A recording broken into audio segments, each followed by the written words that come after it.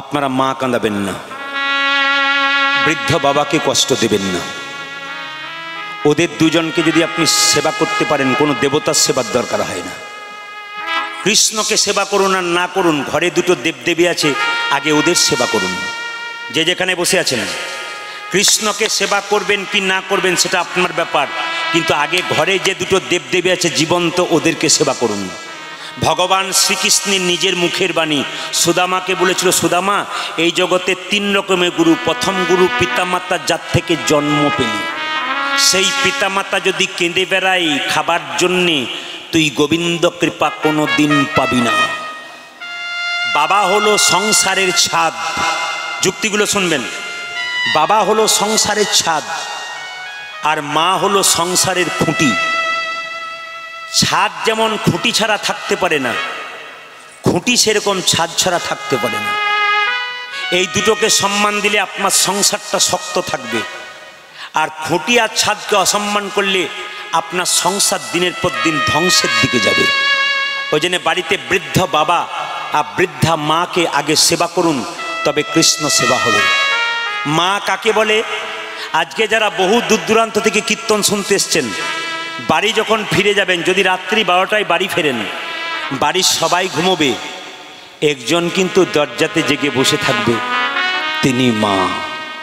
ছেলে যদি বাইরে থাকে, বাবা একটু জোরে, ছেলে যদি বাইরে থাকে, মা কোনো দিন ঘুমোতে পারে না। বাড়িতে ছেলে যদি অশান্তি করে না খায়, বাড়ির সবাই খেয়ে নেয়, একজন কিন্তু দরজায় বসে থাকে, সে হলো মা। তুমি যখন মায়ের পেটে ছিলে, তখন কত দেব দেবীর মন্দিরে মানত করেছিল। ঠাকুর, একটি সন্তানের মা যদি আমি হতে পারি, রাস্তায় ভিক্ষা করে খাবো, তবু আমি মা হতে চাই। মেয়েদের পেটে যখন বাচ্চা থাকে, হসপিটালে যখন বাচ্চা হতে যায়, ডাক্তারবাবু যদি বলে মায়ের বাঁচবার আশা নেই, ছেলে বাঁচতে পারে, মা তখন মৃত্যুর সঙ্গে লড়াই করতে করতে ডাক্তারবাবুকে ইশারা করে ডেকে বলে, ডাক্তারবাবু আমি যদি মরে যাই, মরে যাব, মৃত্যুর আগে আমার খোকাকে একবার দেখে যেতে পারবে তো? এরই নাম মা। তবে একটা কথা খুব পরিষ্কার জেনে নিন, মায়ের হাতে যদি ছেলেদের ভাগ্য লেখার দায়িত্ব থাকতো, বিধাতা যদি মায়ের হাতে ছেলেদের ভাগ্য লিখবার দায়িত্ব দিত, এ পৃথিবীতে কোনো ছেলেরই ভাগ্য খারাপ হতো না, যদি মায়ের হাতে থাকতো। তবু মা সংসারে কাঁদছে। আপনাদের কাছে নিবেদন রইল, দিদি ভাইয়েরা, বোনেরা, যারা কীর্তন শুনলেন, ও রক্তের অহংকারে, যৌবনের অহংকারে, বয়সের অহংকারে বৃদ্ধকে কাঁদাবেন না। আপনি যদি কাউকে কাঁদান, খেতে না দেন, আপনার দুটো ছেলে যখন বড় হবে, আপনাকেও কাঁদাতে কাঁদাতে ঘর থেকে বের করে দেবে। সেই দিন বুঝবেন আপনি কি খারাপ কাজ করলেন। ব্যাংকে 50,000 টাকা জমা দিলে যেমন 10 বছর পর ডবল হয়, আপনি যদি কাউকে কষ্ট দিন, ওটা ব্যাংকে জমা থাকবে, আপনার যখন বয়স হবে তখন ডবল করে ফিরে পাবেন। আর মা কাকে বলে? আসতে, আর মা কাকে বলে? এইদিকে তাকাবেন। একটা মায়ের পেটে একটা বাচ্চা 10 মাস 10 দিন জায়গা হয়, কিন্তু সেই মা যখন বাচ্চা যখন কলকাতায় গিয়ে চাকরি করে ফ্ল্যাট কেনে, ওখানে মা বাবার একদিনের জন্য জায়গা হয় না। আচ্ছা মায়েরা, অষ্টমী পুজোর সময় দুর্গা মন্দিরে ভালো কাপড় নিয়ে যাচ্ছেন, ভালো কাপড় পরছেন, থালা থালা আপেল কলা মন্দিরে নিয়ে যাচ্ছেন উপবাস করে। মা দুর্গা যেন বলতে চাইছে, মাটির প্রতিমা পুজিস রে তুই, আগে ঘরের দেবতাকে পুজগি। ঘরের মা বাবাটা জামা কাপড় পেল না, দুটো খাবার পেল না, আর তুই মন্দিরে মাটির প্রতিমার কাছে যাচ্ছিস ফল নিয়ে, শাড়ি নিয়ে। যা, আগে ঘরের দেবতাকে পুজো কর। একটি যুক্তি দেখায় আপনাদের, মেয়েদের দুটো কুল রক্ষা করতে হয় মা। একটা বাপের কুল, একটা খুব জ্ঞানের কথা, কিন্তু কীর্তন শুনতে গেলে জ্ঞান হয়, চৈতন্য হয়। আমি আগেই বলেছি, ভালো ভালো করে শুনবেন, বাড়িতে গিয়ে অনুভব করবেন, আপনার জীবন সুন্দর হবে। তবে একদিনে তো সব কাজ হয় না। আবার যদি প্রভু কোনোদিন কৃপা করে, আপনাদের এলাকাতে আমি প্রথম এলাম, আমার ডেট পাওয়া যায় না, কিন্তু ডেট পাওয়া না গেলেও আমি আগেই বললাম, এই 4টি মেয়ের মধ্যে আমি এখন পর্যন্ত বুঝতে পারছি না, 2টি মেয়ে কিন্তু বারবার আমাকে জ্বালিয়েছে, বারবার এই গানটার জন্য। আমি প্রথমে কোনো লাইনই দিইনি, একবারে ডিনাই করে দিয়েছিলাম, কিন্তু বারবার যখন চাপ দিচ্ছে তখন মনে হলো নিশ্চয়ই এরা গান করাবে, এরা আবার গান করাবে। মেয়েরা বারবার বলে হ্যাঁ গান করাবো, হ্যাঁ গান করাবো। যাক, এদের আশীর্বাদ করে দিন। এই মেয়েগুলো আমার কাছে কাঁদছিল যে বাবার জন্য আপনাকে আনলাম, বাবা মোবাইলে গান শুনতো আপনার, সাধুগুরু বৈষ্ণব এসেছে, একটু আশীর্বাদ করতে বলবেন যেন আমার বাবার আত্মা শান্তি হয়। ছেলে হয়ে জন্ম নিয়ে বাবা মায়ের যা সেবা করতে পারে না, 4টা মেয়ে আজকে দেখিয়ে দিয়েছে যে বাবা মায়ের সেবা কেমন করতে হয়। আজকাল ছেলের চাইতে মেয়ের যে কত দায়িত্ব তার প্রমাণ কিন্তু তারা আজকে হরিবাসরে দেখিয়ে দিয়েছে। ওই জন্য নিবেদন আপনাদের কাছে, মেয়েদের দুটো কুল রক্ষা করতে হয়, একটা শ্বশুর কুল, একটা বাপের কুল। মায়েরা, কোনো মেয়ে যদি শ্বশুর বাড়িতে খারাপ ব্যবহার করে, ও ভাবছে আমি খারাপ ব্যবহার করছি, কিন্তু জেনে নিন আপনি যখন শ্বশুর বাড়িতে খারাপ ব্যবহার করবেন, পাশের বাড়ির লোকে বলা বলি করবে মেয়েটা স্বভাব খারাপ কেন বলতো, এত স্বভাব খারাপ কেন বলতো। আসলে মেয়েটার বাবার বংশটা ভালো নয়। আপনি যত শ্বশুরের সঙ্গে খারাপ ব্যবহার করবেন আপনার বাবার বংশের বদনাম হবে। আর আপনি যদি ভালো ব্যবহার করেন লোকে বলবে মেয়েটা তো ভালো কেন বলতো, আসলে এর বাবার বংশটা ভালো। একটা দামি কথা বলে যাই, মন দিয়ে শুনুন। কুমোর যখন হাঁড়ি তৈরি করে, হাঁড়ির কানা যদি বেঁকে যায় তার জন্য কুমোর দায়ী না হাঁড়ি দায়ী, জোরে বলবেন। তার জন্য কিন্তু কুমোর দায়ী। আপনার ছেলে মেয়ে আপনি তৈরি করতে পারেন না, তার জন্য আপনি দায়ী। আপনি সমাজ তৈরি করতে পারেন নাই। একটা বাচ্চা মেয়েকে আপনি দুর্গাপূজার সময় দোকানে নিয়ে যাচ্ছেন, মেয়েটা বলছে বাপি বাপি আমি কাটা পোশাক নেবো, ছোট ছোট পোশাক নেবো, আপনি মেয়েকে ছোট পোশাক কিনে দিচ্ছেন। ওই মেয়েটা ছোট পোশাক অভ্যাস করাচ্ছেন আপনি। ও যখন 18 বছর বয়স হবে আপনাকে আর বাজারে নিয়ে যাবে না, ও নিজেই খাটো পোশাক কিনবে। ও যখন খাটো পোশাক পরে রাস্তায় দিয়ে যাবে তখন দেখবেন আপনার সামনে এসে দাঁড়ালে বাবা মুখ তুলে একবার চাইতে পারবে না। এমন পোশাক আপনার মেয়েকে দেবেন না যে পোশাক পরলে মেয়ে বাবার কাছে দাঁড়াতে পারে না। ওই মেয়ে যখন কিডন্যাপ হয়ে যাবে তখন আপনি সরকারকে দোষ দেবেন, পুলিশ প্রশাসনকে দোষ দেবেন না, ভুল করছেন আপনি। আপনি নিজেকে দোষী করুন। মেয়ে যখন কিডন্যাপ হয়ে বাড়ি আসবে মেয়ের গালে চট্টা মারতে যাবেন, সেই মেয়েকে চট্টা না মেরে আপনার গালে মারুন। আপনি মেয়েকে ওরকম তৈরি করেছেন বলে আজকে মেয়ে ওই জায়গাতে পৌঁছে গেছে, আপনার গালে চট্টা মারবেন। একটা মেয়ের 18 বছর বয়সে বিয়ে হয়ে গেল, মেয়েটাকে তার মা বাবা বলছে খুকি শ্বশুর বাড়ি চললি, আমার মান সম্মান রক্ষা করিস, ওদের সঙ্গে ভালো ব্যবহার করিস, নইলে আমাদের বদনাম হবে। মেয়েটা কি বলে দেখুন, হ্যাঁ মা, হ্যাঁ তুমি বলছো তো ভালো ব্যবহার করতে, হ্যাঁ করবো। কিন্তু বিয়ে হয়ে মেয়েটি 3 দিন পরে শ্বশুর শাশুড়ি ঝগড়া করতে শুরু করেছে। যত শ্বশুরের সঙ্গে ঝগড়া তত শাশুড়ির সঙ্গে ঝগড়া। ছেলের বাবা ফোন করে বলছে বেআই মশাই কি এমন মেয়ে পাঠালেন, এসে থেকে ঝগড়া করছে। মেয়ে যখন অষ্টমঙ্গলা করতে এলো মেয়ের বাবা বলছে খুকি তোকে বারবার বললাম ঝগড়া করিস না, ঝগড়া করিস না, তুই তাও ঝগড়া করছিস। মেয়েটা বলছে বাবা মা 18 বছর ধরে যেটা শিখলাম সেটা করব না শেষ দিনে যেটা শিখলাম সেটা করব, বুঝলাম না। 18 বছর ধরে দেখলাম তুমি তো দাদু ঠাকুমার সঙ্গে শুধু ঝগড়াই করে গেলে, আমি তো ঝগড়া শিখেছি, আমি তো ভালো কিছু শিখি নাই, আমি যা শিখেছি তাই করে দেখালাম। মায়ের মতো আপনার কেউ হয় না। এই যে প্রণামের কথা বললাম, আপনারা মন্দিরে প্রণাম করেন, শাস্ত্র বলছে নিয়মে প্রণাম করতে হয়। অনিয়মে প্রণাম করলে আপনি ভুল করবেন। একটা একটা করে বুঝিয়ে দিই আপনাদেরকে। দেখবেন আমি দাঁড়িয়ে থাকি অনেকে মন্দিরে প্রণাম করে, আমি লক্ষ্য করে দেখি এরা কি করছে। আসলে আপনারা যেগুলো করছেন মাঝে মাঝে যেগুলো ভুল করছেন, ভুলগুলোকে ঠিক ধরিয়ে দেওয়া প্রমাণস্বরূপ সেটা হচ্ছে কাজ। একটু দেখে নিন, মন্দিরে যখন প্রণাম করবেন আপনারা ভগবানকে প্রণাম করবেন, তার প্রণাম আলাদা হবে। দেবদেবীকে প্রণাম করবেন, তার প্রণাম আলাদা হবে। আবার সাধুগুরু বৈষ্ণবকে প্রণাম করবেন, তার প্রণাম আলাদা হবে। একটু দেখিয়ে দিই আপনাদেরকে। দাদা ভাইয়েরা সাষ্টাঙ্গে প্রণাম করবেন, হরে কৃষ্ণ। যে কোনো মন্দিরে বলুন, যে কোনো বৈষ্ণবকে বলুন, যে কোনো গুরুকে বলুন, বাবা মাকে বলুন, যদি প্রণাম করতে পারেন সাষ্টাঙ্গে তবে আপনার লাভ হবে। সাষ্টাঙ্গে মানে কি, 6টা অঙ্গ মাটির সঙ্গে ঠিকবে। এটা কিন্তু মায়েদের নয়, মায়েদের পঞ্চাঙ্গ 5টা অঙ্গ ঠিকবে মাটিতে, বাবাদের 6টা অঙ্গ। গুনে নিন 6টা অঙ্গ কি কি। যখন আপনি উপর হয়ে প্রণাম করবেন তখন দুটো হাতের তালু কিন্তু আপনার মাটিতে ঠিকবে, গুনবেন 2টো হাত। 3 নম্বর কি, ললাট কপালটা ঠিকবে। 4 নম্বর কি, নাসিকা নাকটা ঠিকবে। 5 নম্বর কি, বক্ষস্থল বুকটা ঠিকবে। 6 নম্বর কি, নিম্নাঙ্গ। এই 6টা অঙ্গ মাটিতে ঠিকলে সাষ্টাঙ্গে প্রণাম বলা হয়। এগুলো বয়স্ক বাবারা থেকে বাচ্চা থেকে বুড়ো সবাই করতে পারে। কিন্তু মায়েরা পঞ্চাঙ্গে প্রণাম করবেন, হাঁটু গেড়ে যে প্রণামটা, আপনারা উপর হয়ে শুয়ে প্রণাম করতে পারবেন না। কখন থেকে পাবেন না, যেমন দেখবেন ধরা দেবী তার স্তন কর্তন করে গোবিন্দ সেবা দিয়েছিল বন্ধক দিয়ে, তখন থেকে কিন্তু ধরা দেবীর স্তন যেহেতু গোবিন্দ সেবায় লেগেছিল, ধরা যেহেতু মা, আপনারা যেহেতু মা, আপনাদের স্তন বক্ষ যুগল মাটিতে কোনোদিন উপর হয়ে গেলে ঠেকবে না, গোবিন্দ সেবায় লাগবে না। কেন বলুন তো?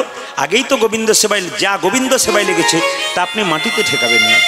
এইবার বলে দিই, দেবদেবীর মন্দিরে প্রণাম করবেন আলাদা। যেমন আপনি মা কালী, মা মনসা মন্দিরে প্রণাম করবেন, দেবতার মন্দিরে, দেবীর মন্দিরে সবসময় ডান দিকে রেখে প্রণাম করবেন। ধরুন এইদিকে মা কালীর মন্দির আছে, আপনি সোজা প্রণাম করবেন না, বাঁ দিকে করবেন না, আপনার ডান দিকে করবেন, মানে আপনি আপনার ডান দিকে রাখবেন। এইভাবে প্রণামটা আপনি পঞ্চাঙ্গে করবেন, বাবারা উপর হয়ে করবেন, কিন্তু এইভাবে ডান দিকে রেখে। ভগবানের মন্দির ধরুন এই দিকে আছে, বাঁ দিকে, আপনি কিন্তু ভগবানকে নিজের বাঁ দিকে রেখে প্রণাম করবেন। সাধুগুরু বৈষ্ণবকে প্রণাম করবেন সম্মুখে। যে যত প্রণাম করবেন তার তত অহংকার দূর হবে। ভেতরে যখন প্রচুর অহংকার থাকে, পণ্ডিত বললেন, তখন বারবার যদি কেউ বৈষ্ণবকে প্রণাম করে, বারবার যদি কেউ গুরুকে প্রণাম করে, বারবার যদি গোবিন্দের মন্দিরে প্রণাম করবে, যত করবে প্রণাম তত তার অহংকার দূর হয়ে যাবে বাবা। এগুলো মাথায় রাখবেন। এইবার বলে দিই, প্রণামের কথা যখন এলো তখন প্রণামগুলো কীরকম ভুল হয়। আপনি কাউকে প্রণাম করবেন, সে সোজা হয়ে দাঁড়িয়ে আছে, আপনার ডান হাতটা ওনার ডান পায়ে পড়বে, আপনার বাঁ হাতটা ওনার বাঁ পায়ে পড়বে। একবার বিচার করে বলুন তো, আপনারা যাকে প্রণাম করেন তখন আপনার ডান হাতটা ওনার কোন পায়ে পড়ে? ধরুন এরকম করে প্রণাম করছেন, উনি দাঁড়িয়ে আছেন, আপনার ডান হাতটা ওনার বাঁ পায়ে পড়ছে, আপনার বাঁ হাতটা ওনার ডান পায়ে পড়ছে। তাহলে শাস্ত্র বলল, ডান হাত যাতে ডান পায়ে পড়ে, বাঁ হাত যাতে বাঁ পায়ে পড়ে, তার জন্য প্রণামটা হবে এইরকম। দেখবেন বিজ্ঞ ব্যক্তি যারা, জ্ঞানী ব্যক্তি যারা প্রণাম যখন করে, ওই জন্য মহাজন, মহাপুরুষ, জ্ঞানী, বয়স্ক, যেমন বাবাকে আমি বললাম অনেক বয়স, আপনার দীর্ঘ জীবন ধরে আপনি কীর্তন শুনে আসছেন, কীর্তন করে আসছেন, সুতরাং আপনাদের অভিজ্ঞতার একটা বিরাট দাম আছে। ওনাদের সামনে বসলে ওনাদের প্রণাম, ওনাদের চলা, ওনাদের বলা দেখতে হয়। এইবার লক্ষ্য করুন, আপনার ডান হাতটা দেখবেন ডান পায়ে পড়বে, বাঁ হাতটা বাঁ পায়ে পড়বে। কৃষ্ণ যখন এরকম করে দাঁড়িয়ে আছে, কৃষ্ণ এরকম করে পায়ের ওপর পা দিয়ে দাঁড়িয়ে আছে, আমরা বলি কৃষ্ণ তুমি বাঁকা, কৃষ্ণ বলে আমি বাঁকা নই, তোরা বোকা। বলে কেন? তো আমি বাঁকা নই, আমি তোরা বোকা, প্রণামটা উল্টো করে করে দিবি, তাই আগে থেকে পাটা উল্টে দিয়েই বসে আছি। ভগবান আগে থেকে পাটা উল্টে দিয়ে বসে আছে, প্রণাম উল্টো করবে বলে। ওই জন্য দেখবেন আপনারা এত কথা শোনার পরও যদি কারো চৈতন্য না হয়, কাল থেকে প্রণাম যদি আবার ওই রকমই করেন, আপনার কীর্তন শোনা বেকার হয়ে যায়। বৈষ্ণব সেবা করবার আগে একটা কাজ করবেন, সকালবেলায় ঘুম থেকে উঠে দরজাতে আপনারা কি দিন? নদিয়ার মানুষ আপনারা বলুন, সকালবেলায় ঘুম থেকে করে দরজাতে কি দিন? জল ছড়া দিন। জলের সঙ্গে গোবর দেন তো? জোরে বলুন হ্যাঁ না না। বাহ, খুব খুশির খবর। অনেক জায়গাতে দক্ষিণ চব্বিশ পরগনা গেলে ওরা বলে শুধু জল দিই, যেখানে যেমন নিয়ম, কিন্তু নিয়মটা হচ্ছে গোবর জল ছড়া। আচ্ছা বলুন তো মায়েরা, গোবর জল ছড়াটা সূর্যটার আগে দেবেন না সূর্যটা পরে দেবেন? জোরে বলুন। যে ঘুমাচ্ছেন সে বলুন। না না, আমার চোখ দুটো হতে পারে, বহু দূর দেখতে পাই আমি। দুপুরবেলাকার ঘুমটা এখানে হয়ে গেল। হরে কৃষ্ণ। এই যে তাকান, আমি বলতে চাইছি, ও মায়েরা, সূর্যটার আগে দেবেন না সূর্যটার পরে দেবেন? আপনারা আগে দেবেন। আচ্ছা জেনে নিন, সূর্যটার আগে কেউ যদি গোবরের জল ছড়া দেয়, তার বাড়িতে 33 কোটি দেবদেবীর আগমন হয়। আর সূর্যটার পরে যদি কেউ দেয়, তবে যমরাজা খাতা কলম নিয়ে দাঁড়িয়ে থাকে, কজন মেম্বার আছে, কাকে ক নম্বরে নিয়ে যাবে, সিরিয়াল করতে থাকে। আপনার যমরাজাকে চান না 33 কোটি দেবদেবীকে চান? এখন প্রশ্ন করবেন, মাটি দিতে পারলেও তো হতো, জলের সঙ্গে গোবর দেবেন কেন? জেনে নিন, একটা গাভীর শরীরে 33 কোটি দেবদেবী থাকে, একজন জায়গা পায়নি। কে? মা লক্ষ্মী। মা লক্ষ্মী কেঁদে কেঁদে বলেছিল, গাভী তুমি আমাকে একটা জায়গা দাও। গাভী বলেছিল, আমার তো জায়গা ফাঁকা নেই, তবে একটা জায়গা ফাঁকা আছে। বলে কোনটা? আমার গোবরটা। তুমি যদি আমার গোবরের মধ্যে থাকতে পারো, আমি তোমায় রাখতে পারি। স্বয়ং মা লক্ষ্মী গোবরের মধ্যে গিয়েছিল। ওই জন্য গোবর হচ্ছে লক্ষ্মী। যে সকালবেলায় ঘুম থেকে উঠে গোবরের জল ছড়া দেবে, তার বাড়িতে লক্ষ্মীর আগমন হবে। মায়েরা বলেন না, মিলিয়ে দেখবেন, এসো মা লক্ষ্মী বসো মা ঘরে, আমার ঘরে থাকো মা অন্ধকার করে। যারা ঘুমোচ্ছিল তারা বলছে অন্ধ। এই জন্য আমি বললাম আর কি, কীর্তনে মজা আছে তো বহু। তবে আজকে যেভাবে আপনারা বসেছেন, তাতে আমি সিদ্ধান্ত নিয়েছি একবারে 3টে পর্যন্ত কীর্তন করবো। রাজি আজকে না? 3টে মানে ভোর 3টে বলি না, 3 ঘন্টার কথা বলেছি। আর ঘড়ির দিকে তাকান, 3 ঘন্টা কখন পেরিয়ে গেছে আপনারাও বুঝতে পারেন না, আমরাও বুঝতে পারিনি। আচ্ছা ঠিক আছে, বেশ, আপনারা গোবরের জল ছড়া দেবেন। তবে একটা এদিকে এদিকে আপনারা গোবরের জল ছড়া দেবেন। তবে একটা ছোট্ট কথা বলি, পাড়াগ্রামের মেয়েরা, বাবারা জানেন, পাড়াগ্রামের মেয়েরা সকালবেলায় গাই গরু নিয়ে কারবার করে না? জোরে বলুন হ্যাঁ না না। করে না? আমাদের কিন্তু, আমি যেখানে বাস করি, আমাকে যারা দেখবেন অনেকে ভাবেন শহরে বাজারে বহু জায়গায় অনেক দূরে বাস করি। আমি বাস করি না। আমি কোথায় বাস করি? একবার পুরো গ্রামে বাস করি। কেন? আমার গ্রামে মন্দির আছে, বাবার ভিটে, আমি একবার পুরো গ্রামের মধ্যে আছি। তো গ্রামে আমি দেখতে পাই, মায়েরা লক্ষ্য করুন, গ্রামে দেখতে পাই গ্রামের মেয়েরা, আমার পাশের বাড়ির মেয়েরা, আমার বাড়ির মেয়েরাও দেখেছি অনেকে কি করছে, সকালবেলায় ঘুম থেকে উঠে গাভীটাকে বের করছে, এটা কিন্তু বাঙালি ঘরের নিয়ম। গাভীটাকে বের করছে, গরুগুলোকে বের করছে। স্বামী স্ত্রী একসঙ্গে সমস্ত কাজ করবে, তবে তো সম্পর্ক ঠিক থাকবে। সম্পর্কটা কেমন? পাখির মতো। মন দিয়ে শুনবেন। স্বামী স্ত্রীর সম্পর্ক বলুন, পরিবারের সম্পর্ক বলুন, সম্পর্কটা হচ্ছে পাখির মতো। যদি খুব জোরে চেপে ধরবেন তাহলে মরে যাবে, যদি হালকা করে চেপে ধরবেন তাহলে উড়ে যাবার চান্স থাকবে, আর যদি যত্ন করে রাখবেন তাহলে চিরকাল আপনার সম্পর্ক পাকাপাকি টিকে থাকবে। খুব যুক্তির কথা শুনবেন মায়েরা। এই যে আস্তে আস্তে আস্তে সংসারের মধ্যে আপনাদের ঝগড়া হয়, একটু এদিক ওদিক হলেই ঝগড়া হয়, কিন্তু তাকান তো এই দুটো চোখের দিকে। একসঙ্গে ঘুমায়, একসঙ্গে খোলে, একসঙ্গে কাঁদে, একসঙ্গে জাগে। এই চোখ একসঙ্গে ঘুমায়, একসঙ্গে খোলে, একসঙ্গে জাগে, একসঙ্গে কাঁদে। আশ্চর্যের ব্যাপার, দুজন দুজনকে দেখতে পায় না, কিন্তু সম্পর্কটা কত সুন্দর দেখুন। এরকম সম্পর্ক যদি সংসারে করতে পারেন, আপনাদের বিবাদ কোনোদিন থাকবে না। তবে সংসারে শান্তি আসবে কিসে? একটা একটা করে বুঝিয়ে দিই। শাস্ত্র বলল সংসারে শান্তি আসবে কি করে? আমাদের কান কটা দিয়েছে? জোরে বলুন। দুটো। আচ্ছা, মুখ কটা দিয়েছে? একটা। তার মানে ভগবান বলতে চাইছে মুখ দিলাম একটা, কান দিলাম দুটো। তার মানে শুনবি বেশি আর বলবি কম। আমরা কি করি? বলি বেশি আর শুনি কম। এই জন্য গন্ডগোলটা আমাদের বেঁধে গেছে। না না, যুক্তিগুলো দেখবেন যুক্তি আছে কিনা। ও মায়েরা, আমি যেখানে ছিলাম তো পাড়াগ্রামের মেয়েরা সকালবেলাতে গাই গরু নিয়ে ঘুরে বেড়াচ্ছে। শহরের একটা মেয়ে শহরের একটা মেয়ে কুকুরকে কোলে নিয়ে আমাদের গ্রামে বেড়াতে এসছে, মাসির বাড়ি। তো ও বলছে, দিদি তোমরা সকালবেলায় গাই গরু নিয়ে কারবার করো, আর আমি দেখো কেমন টমকে নিয়ে ঘুরে ঘুরে বেড়াচ্ছি, মানে কুকুরটাকে নিয়ে ঘুরে বেড়াচ্ছি।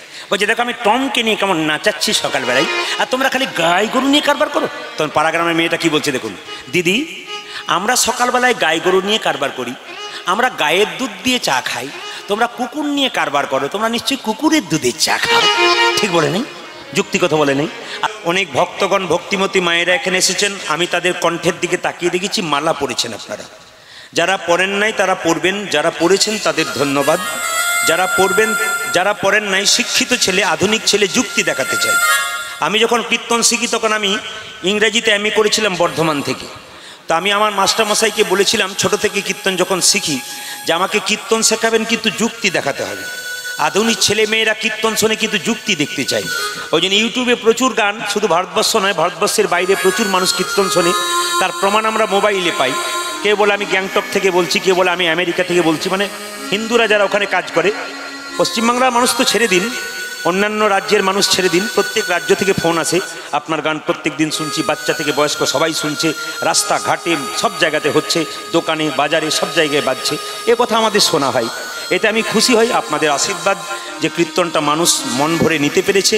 আপনাদের কাছে নিবেদন রইল, মাথায় রাখবেন, যুক্তি দেখাবো। আপনারা মালা কেন পড়বেন? তুলসীর মালা পড়তেই হবে এমন কোনো কথা আছে? মালা পড়লেই ভক্ত হওয়া যায়? মালা না পড়লে ভক্ত হওয়া যায় না? হওয়া যায়। মালার দরকার আছে। কেন দরকার আছে? মালা হচ্ছে মাস্টার। আপনি রাস্তা দিয়ে চলে যাচ্ছেন, একটা খারাপ কাজ করতে যাচ্ছেন, তখনই আপনার বিবেক ধাক্কা দেবে, খবরদার কণ্ঠে মালা আছে, পাছের লোকে কিছু বলে। মালা মাস্টার। খারাপ কাজ করতে গিয়ে আপনাকে বাধা দেবে, ইনি হচ্ছেন মাস্টার। আর মালা কেন দেবেন? অনেক যুক্তি আছে। যেমন আপনি বাড়িতে বেগুন গাছ লাগিয়েছেন, তো সাউন্ডটা একটু বড় ভাই, বেগুন গাছ লাগিয়েছেন মায়েরা, তো বেগুন গাছ লাগালে বেড়া দেবেন না? জোরে বলুন। বেড়া কেন দেবেন বলুন তো? ছাগলে ছিঁড়ে খাবে বলে, গরুতে ছিঁড়ে খাবে বলে। তত্ত্ব বলল গুরুদেব আমাদের কর্ণে কৃষ্ণ মন্ত্র বীজ দিয়েছে, আমাদের শরীরে কৃষ্ণ প্রেমের অঙ্কুর হবে বলে, চারা গাছ হবে বলে। কিন্তু যদি তুলসীর মালা নামক বেড়া যদি আমরা কণ্ঠে না দিই, তবে কামিনী কাঞ্চন ছাগল গরুতে নিতাই গৌর হরিবল করে দেবে। এই জন্যে কিন্তু মালা পরার যুক্তিগুলো দেখবেন, যুক্তির মধ্যে অযৌক্তিক কথা হলে আপনারা সঙ্গে সঙ্গে আমাকে বলবেন যে আপনার ভুল হচ্ছে।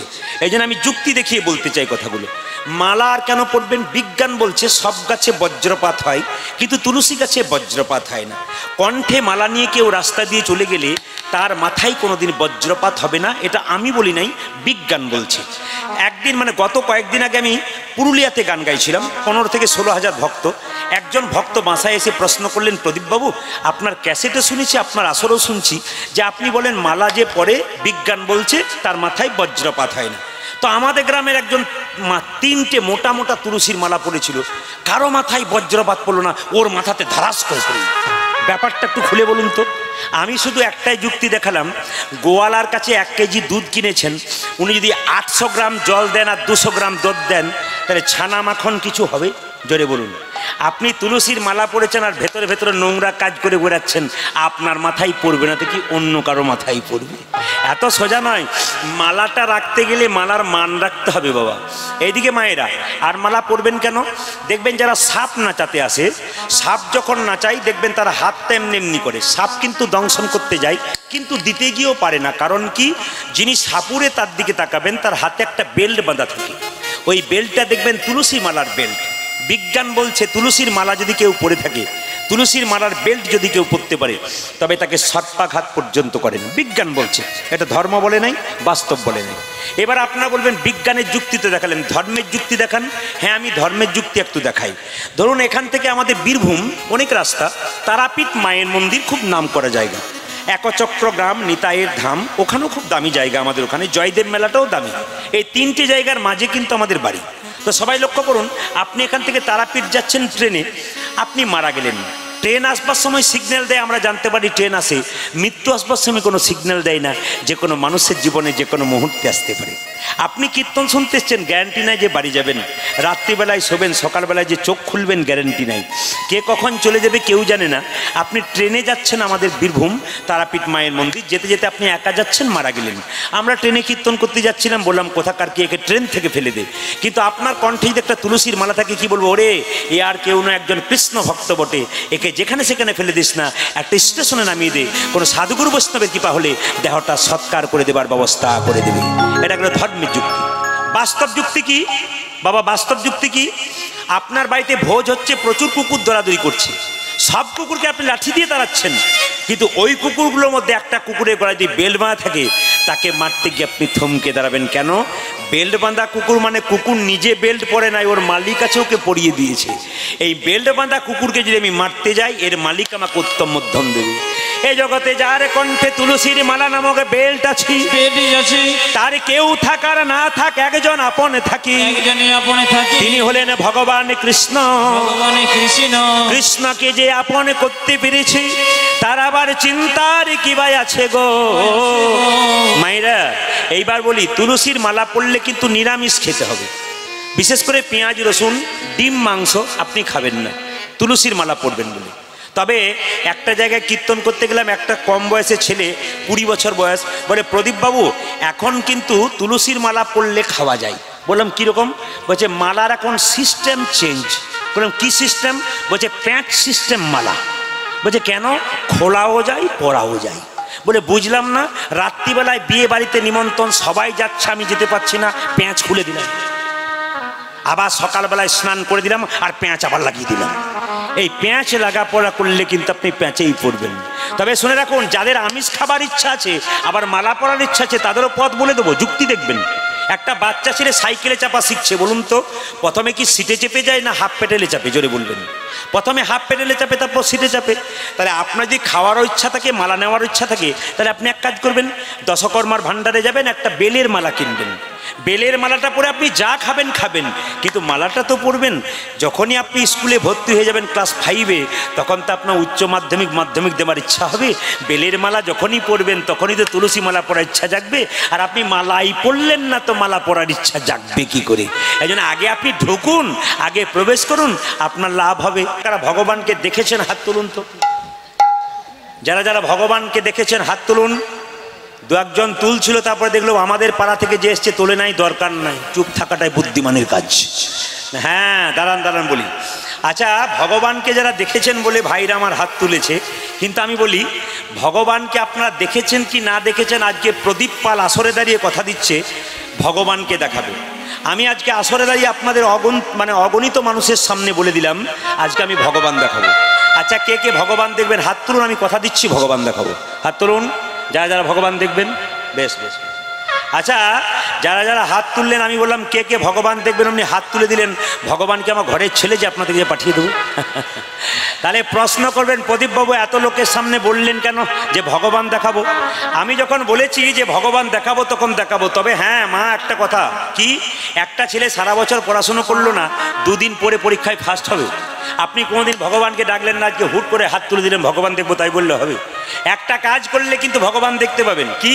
কাল সকাল থেকে সন্ধে পর্যন্ত যে যে জলে ডুবে থাকতে পারবে সে ভগবানকে দেখবে। এইবার কে কে হাত তোলে? বলে সংসার ছেড়ে যাব না, কীর্তন শুনছি, তোমার ভাগ্যের ব্যাপার দুপুরবেলায়। আচ্ছা মায়েরা, আমি যে বললাম কে কে জলে ডুবে থাকতে পারবেন হাত তুলুন। আপনারা কেউ তুললেন না, এখন তুলে ফেললেন, পরে বুঝে তুললেন, সঙ্গে সঙ্গে তুললেন না। একটা কথা বলি, আমি কি একবারও বলেছি ইন্দারার জল না নদীর জল না পুকুরের জল? কাল সকাল থেকে সন্ধে পর্যন্ত যে জন নয়ন জলে ডুবতে পারবে একমাত্র ভগবানকে, সেই দেখতে পাবে। ভগবানকে দেখবার চেষ্টা করো না। খুব যুক্তি দেখিয়ে দিই, বৈষ্ণব আগে না বিজ্ঞান আগে? এই যে আমরা বিজ্ঞান বিজ্ঞান করে মরি দাদা ভাইরা, এখনকার ছেলেমেয়েরা বিজ্ঞান বিজ্ঞান করছে। বিজ্ঞানটা কাকে নিয়ে? তাকে নিয়েই বিজ্ঞান। তিনি না থাকলে বিজ্ঞান হবে কি করে? আইজ্যাক নিউটন কত বড় বিজ্ঞানী আপনারা সবাই জানেন যারা জ্ঞানীজন আছেন। আইজ্যাক নিউটন যে সৌরজগৎটা রয়েছে না পৃথিবীটা, একটা সোলার সিস্টেমের মধ্যে মানে কাঁচের মধ্যে তৈরি করেছিল সৌরজগৎটাকে। তো ছোট্ট সৌরজগৎটাকে তৈরি করেছিল, এত বড় সৌরজগৎ ছোট্ট কাঁচের মধ্যে তৈরি করেছে। তো তার এক বন্ধু, নিউটনের বন্ধু, একদিন জিজ্ঞেস করছে, বন্ধু ধন্যবাদ ধন্যবাদ, থ্যাংক ইউ। বলে কেন? এত সুন্দর সৌরজগৎটা তুমি একটা কাঁচের বয়ের মধ্যে তৈরি করেছো, দারুণ তৈরি করেছো। নিউটন বলেছিল, বন্ধু ধন্যবাদ দেওয়ার আগে তাকে ধন্যবাদ দাও যে এত বড় সৌরজগৎটা তৈরি করেছে। তাহলে বড় বড় বিজ্ঞানী যারা হয় ভগবান মানে তারা, বড় বড় ডাক্তার যারা হয় ভগবান মানে তারা, খুদে ডাক্তার যারা হয়, খুদে বিজ্ঞানী যারা হয়, অল্প বিদ্যা ভয়ঙ্করী যারা হয়, তারা ভগবানকে মানতে চায় না। একটা ছোট্ট প্রমাণ দিয়ে দিই আপনাদেরকে। ভগবান আগে না বৈষ্ণব আগে না বিজ্ঞান আগে? একটু বুঝিয়ে দিই। ভগবান বলল, আমি মন্দিরে থাকি, আমার হাত আছে কিন্তু নড়ে না। জোরে বলুন হ্যাঁ না না। আমার পা আছে কিন্তু চলে না, আমার মুখ আছে কিন্তু আমি বলি না, আমার চোখ আছে আমি দেখি না। ভগবান বলল, তাহলে মন্দিরে কি যাবে না? যাবে। মন্দিরে যে করবে উপাসনা তার যাবে বাসনা।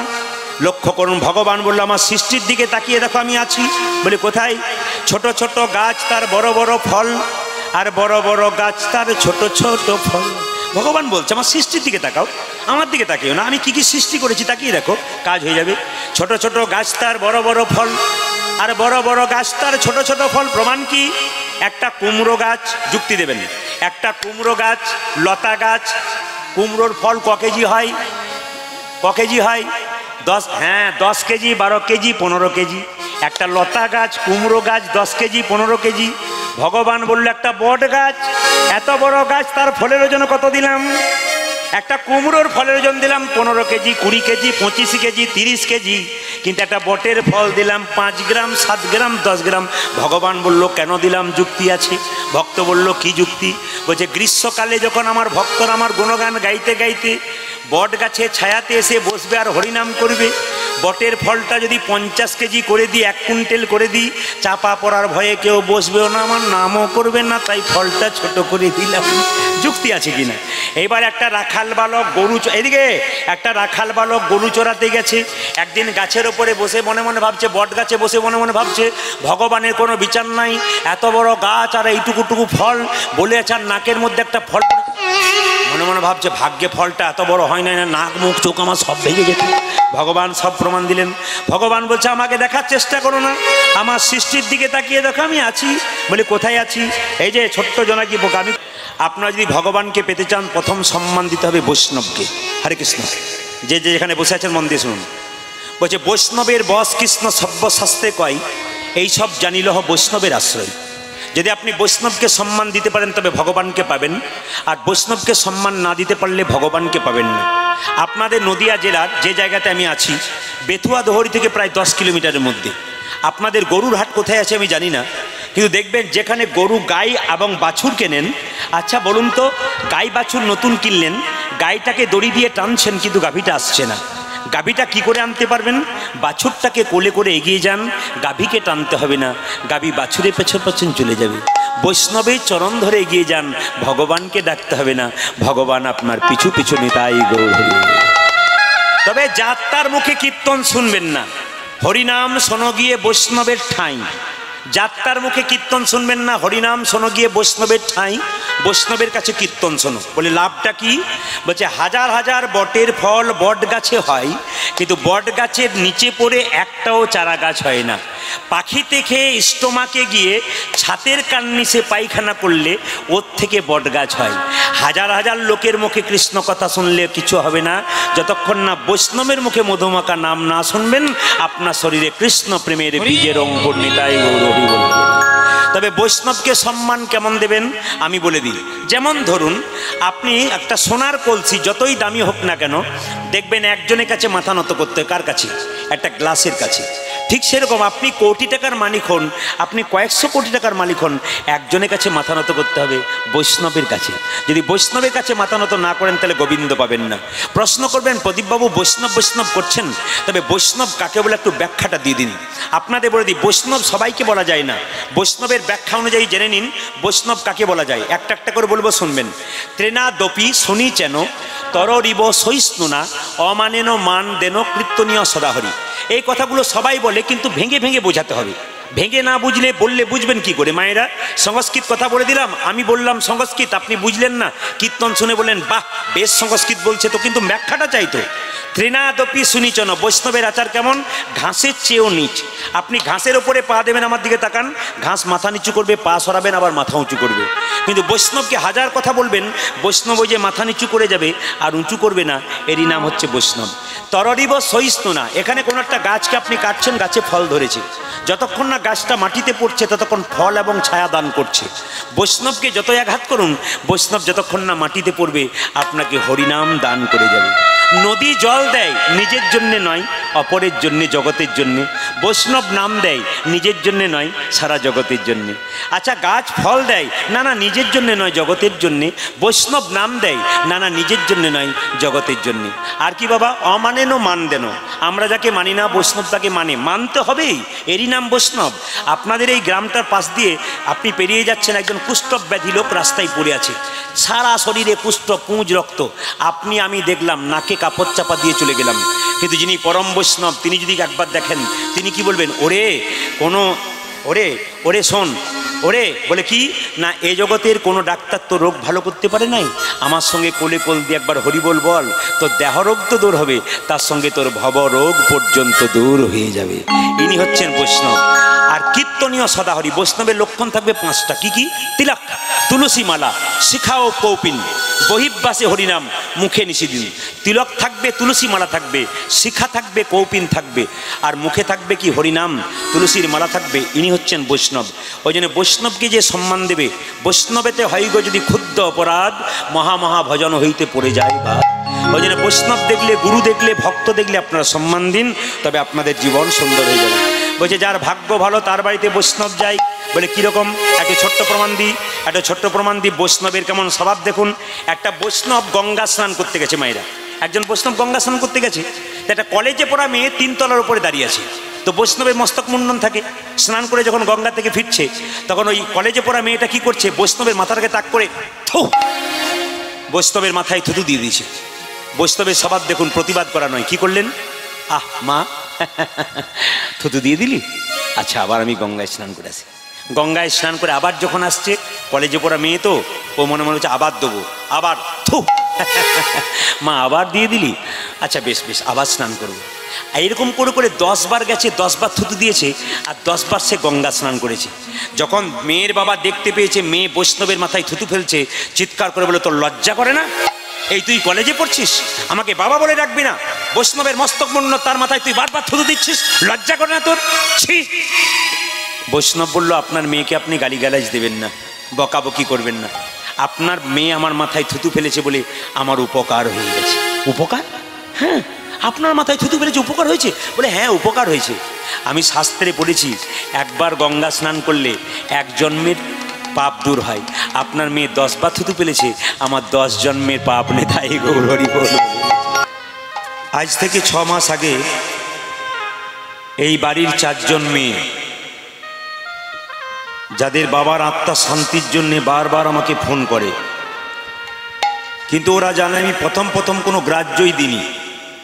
বারবার বলে গান করতে হবে, আমি কোনো গ্রাহ্যই দিইনি। মেয়েরা গান করাবে, কোনো ছেলেরা ফোন করে না, কি ব্যাপার? ওদের বারবার আকুতি মিনতির জোরে এক সময় দেখলাম না, কথা দিতেই হবে। ওরা ওনার বাবার আত্মা শান্তির জন্য এনেছেন এবং ওদের মধ্যে প্রেম ভক্তি আছে। আপনারা যারা জ্ঞানীজন গুণীজন এসছেন, যারা বয়স্ক আছেন, ওদের আশীর্বাদ করে দিয়ে যাবেন। পুরুষ মানুষ যা করতে পারে মেয়ে হয়ে তা জানিয়ে দিয়ে গেল, শিখিয়ে দিয়ে গেল যে আমরাও কম যাই না।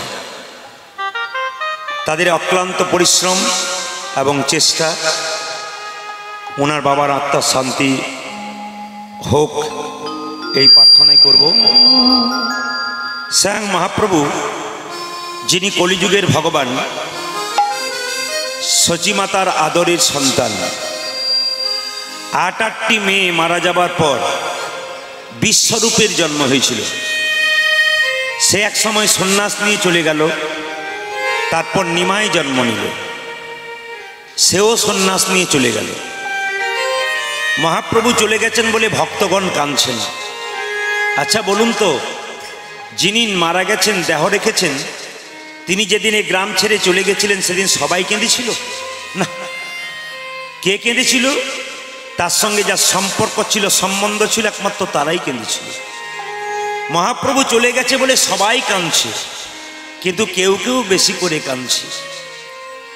কে কে কাঁদছে? সংসারের জন্যে কেঁদো না, কাঁদবে যদি ভগবানের জন্যে কাঁদো। মাইরা, মন্দিরে আপেল কলা লেবু নিয়ে যান, উত্তর দেবেন ভগবান খায়? না না, মাথা নড়াবেন হ্যাঁ কি না। মন্দিরে আপেল কলা লেবু নিয়ে যান, 4টে আপেল 4টে কলা, ভগবান খায়? তাহলে ভগবান যদি খায় না, আপনারা মাথা নড়াচ্ছেন, তাহলে কাল থেকে আর নিয়ে যাবেন না। ভগবান খায় না, তবে দেখে। কি দেখে? তুমি প্রেমের ভাবে নিয়ে গেলে না অহংকারের ভাবে নিয়ে গেলে? তোমার মধ্যে প্রেম আছে না অহংকার আছে? ভগবান অহংকারটুকু খায়, প্রেমটুকু গ্রহণ করে। তো মায়েরা লক্ষ্য করুন, ভগবানের মন্দিরে গিয়ে ভগবানের কাছে কিছু চাইতে নেই, এ প্রসঙ্গে পরে আসব। ভগবানের মন্দিরে আপনি যা নিয়ে যাবেন তা ফিরে আসবেন। ভগবান খায় না, ভগবান দেখে। প্রেমের ভাগে নিয়ে এলে না অহংকারের ভাবে নিয়ে গেলে? শত ভাইয়ের দাদা দুর্যোধন কৃষ্ণকে নিমন্ত্রণ করেছিল, এমন খাবার খাওয়াবো বাপ জন্মে খাওনি। ভগবান বলেছিল আমি তোমার বাড়ি যাব, পেটে খিদে থাকবে, ঢেকুর তুলে চলে আসবো। কেন? অহংকারের সেবা গ্রহণ করব না। করেছিল কার বাড়িতে? বিদুরের বাড়িতে। বিদুরের স্ত্রী কলা বাদ দিয়ে কলার খোসা খাইয়েছিল। এখানে তত্ত্ব কি বলল? প্রেম যার, ভক্তি যার, ভগবান তার। প্রেম যার নাই, ভক্তি যার নাই, ভগবান তার নাই।